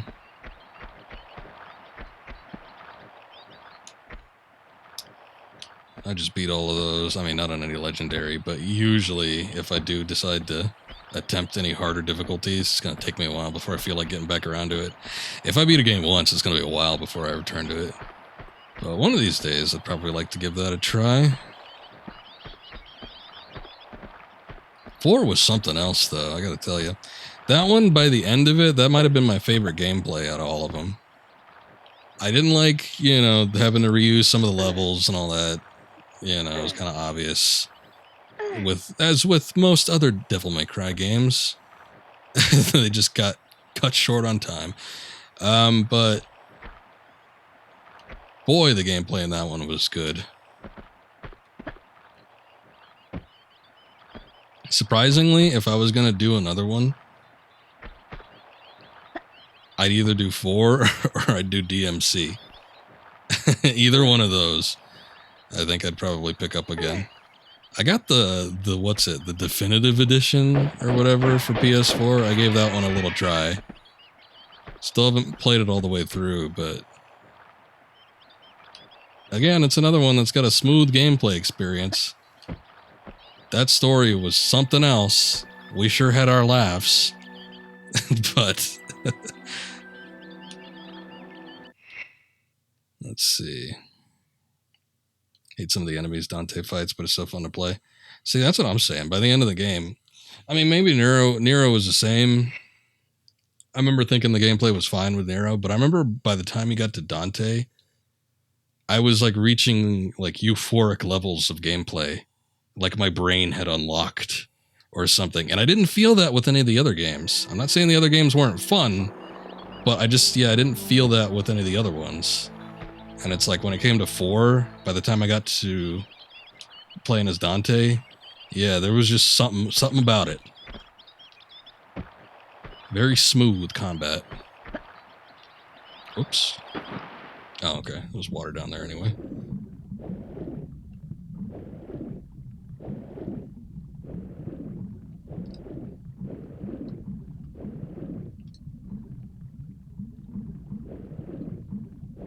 There ain't nothing down here. Still only found 1 dragon statue, too. That's a little disconcerting. I know I said I was going to attempt to try and... I was going to make an effort, but... I guess I also did say that probably wasn't going to happen for everything. Whoa! Figured as much. Still surprising. Yeah, suck it.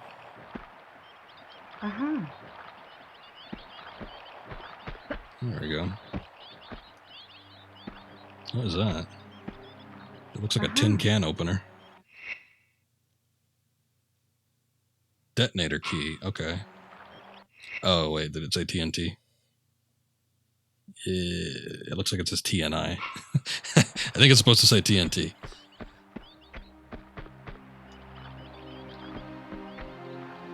Can we do anything with this furnace?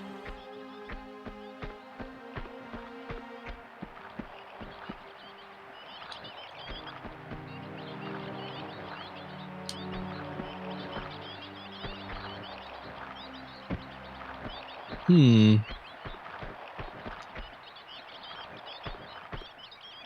wonder if I could get up there.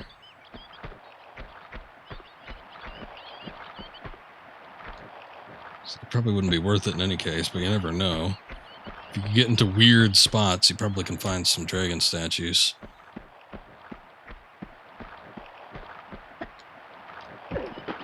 Oops.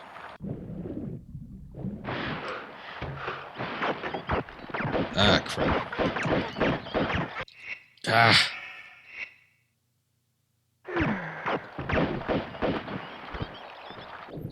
Dark Knight is interesting because it gives bosses max health, but they only do hard damage.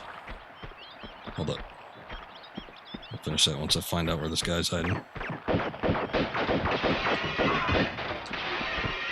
we go. At least they gave me a large health kit. But they only do hard damage, and normal enemies are spammed to hell, but have their health reduced. Okay, so it kind of balances out. But it's like you almost still need to adapt to it.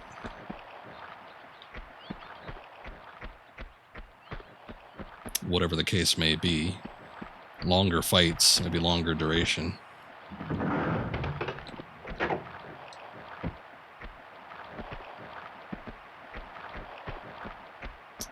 But damage consumption maybe not as bad. Oh god. We'll just keep the magnums out full stop, yeah.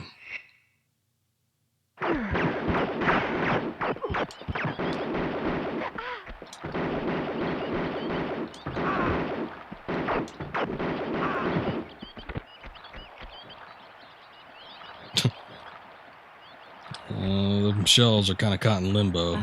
There we go.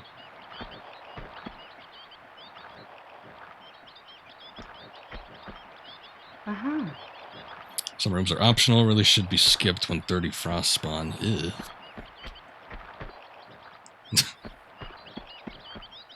At least you have the choice.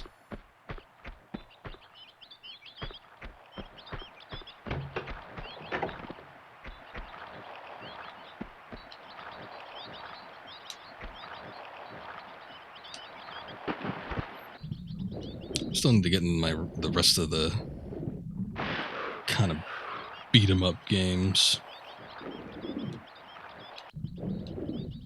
I got one coming in that no one would probably think of, but I have X-Men Origins Wolverine Uncaged Edition. I got it on PS3. That should be coming in a couple days. But I don't know. It's like it's kind of a God of War clone, which a God of War is kind of like a DMC clone, but they're kind of more casualized. So I don't know what category it falls under. But since I'm doing like movie licensed games, I figured that one could be one that I do fairly soon. Ah, here we go.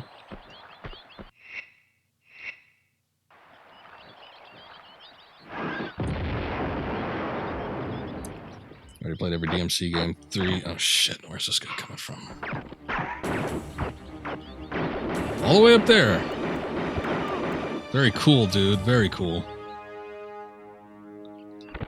Never played every DMC game 3 times on Dante Must Die, so you're prepared. Well, I hope so. Sounds like you got the experience.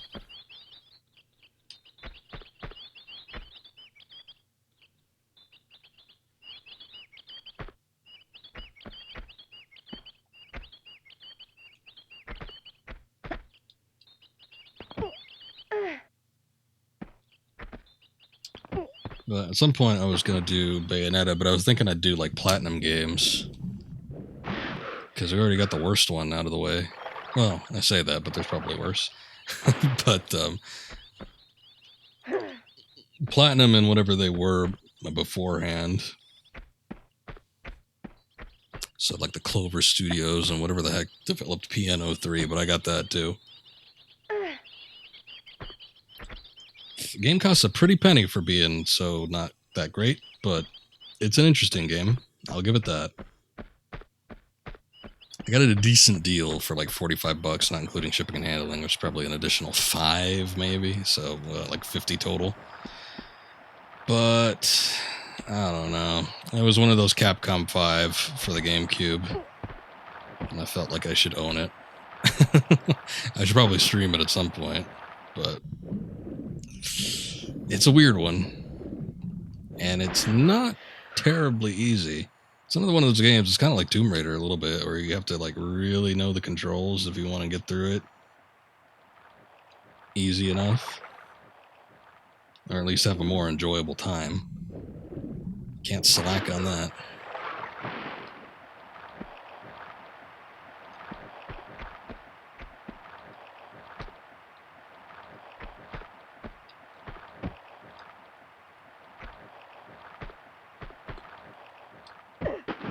Oh, I should have seen that coming, but I guess not.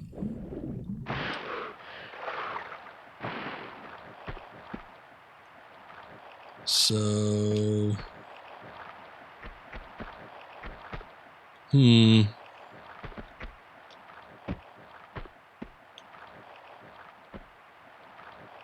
Camera, work with me, please.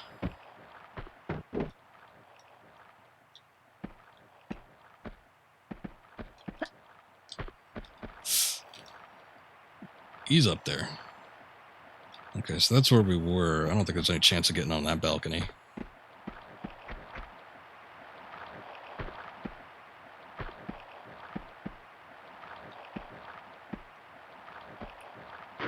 Whoops, not what I wanted. Again, needing to sidle to the left. It's too bad I can't use custom controls. I just gotta get used to it. I'll get there eventually. So then I play God Hand, since you bought it at some point. You want to play Astral Chain? Yeah, I still need to play God Hand too. And I ain't looking forward to it. That game gets that's a game that gets a little bullshit after a while. Starts off fine. Starts off swell. And then the middle comes.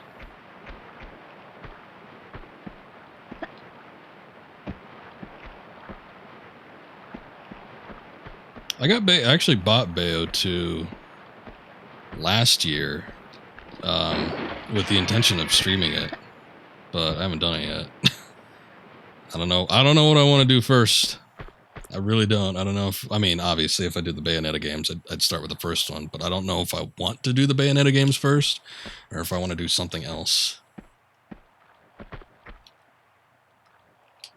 I'm going to have to at some point. I mean, I planned on doing that last year and it just never came to be. So it's going to happen eventually. It's just a question of when.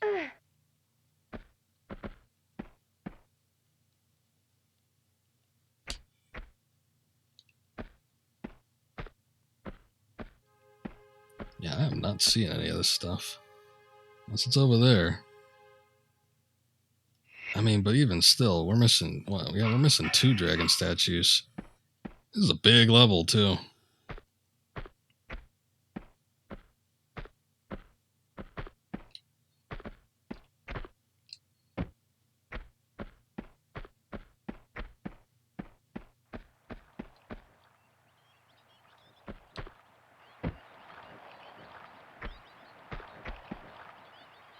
Oh, I think we're at the end of the level, actually.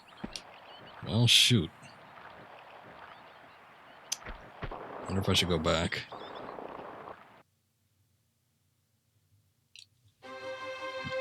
Well, it took long enough. But, yeah, I only got the gold one. I would assume the gold one is usually the hardest to find, but I guess it was the easiest for me to locate. What a shame. Let's just continue. Let's see where we're at. Finished your hardest difficulty playthrough, Bayo 1. Had so much trouble at first, but the game really grew on you.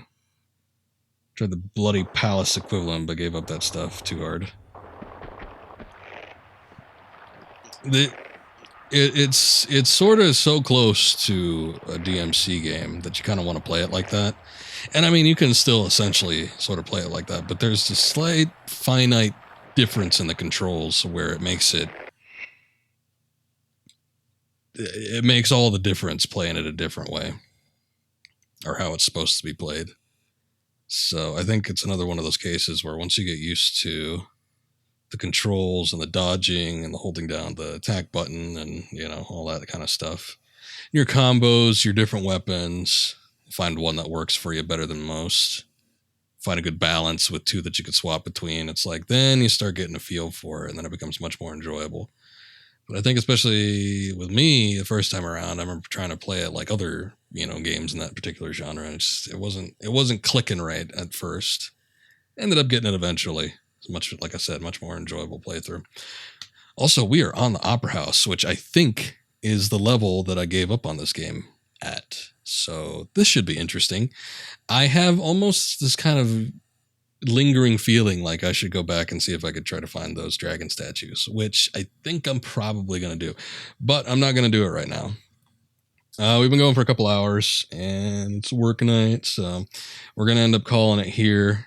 But pretty cool game, enjoyable stream, very different game if we haven't been able to tell just from the type of gameplay that we have in comparison to what we just played a couple days ago with the original Tomb Raider. But I think it's been pretty dang cool. So I'm going to enjoy getting back into this one and finally get past where I gave up on it before. But yeah, pretty nice. 0N30, thank you for the raid again. Appreciate that. I don't know if you're still here, but definitely appreciated. And thank you to the viewers that stuck around for a little bit. I think you just need to learn to charge attacks during dodges, hold the button for adding bullets to your attacks. Yeah, see, and that's part of it. That's kind of what I was referencing before. But once you get all that, you know, it starts to become more fun. Thank you, Sabotage, for popping in too. Always good talking to you as well. So appreciate that. Hope to see you back on another one. And I'll be back with Tomb Raider later on in the week. I think I should probably give some of the other games that I'm playing a little bit of attention, though. So probably next time I'm going to do some Four Swords Adventures. We'll be looking at finishing that off. And then Indiana Jones and the Infernal Machine, which I don't think we're close to the end, but we still got some progress to be done. So it should be cool getting through that. Still a good comparison to the Tomb Raider games, even though it kind of mixes Tomb Raider and point-and-click adventures pretty seamlessly. But anyway, guys, take care. I'm going to go ahead and host a buddy of mine, or raid a buddy of mine, Deller. He's playing some Twilight Princess. So let's go ahead and check him out. And you guys have a good night. Thank you much again, and you take care.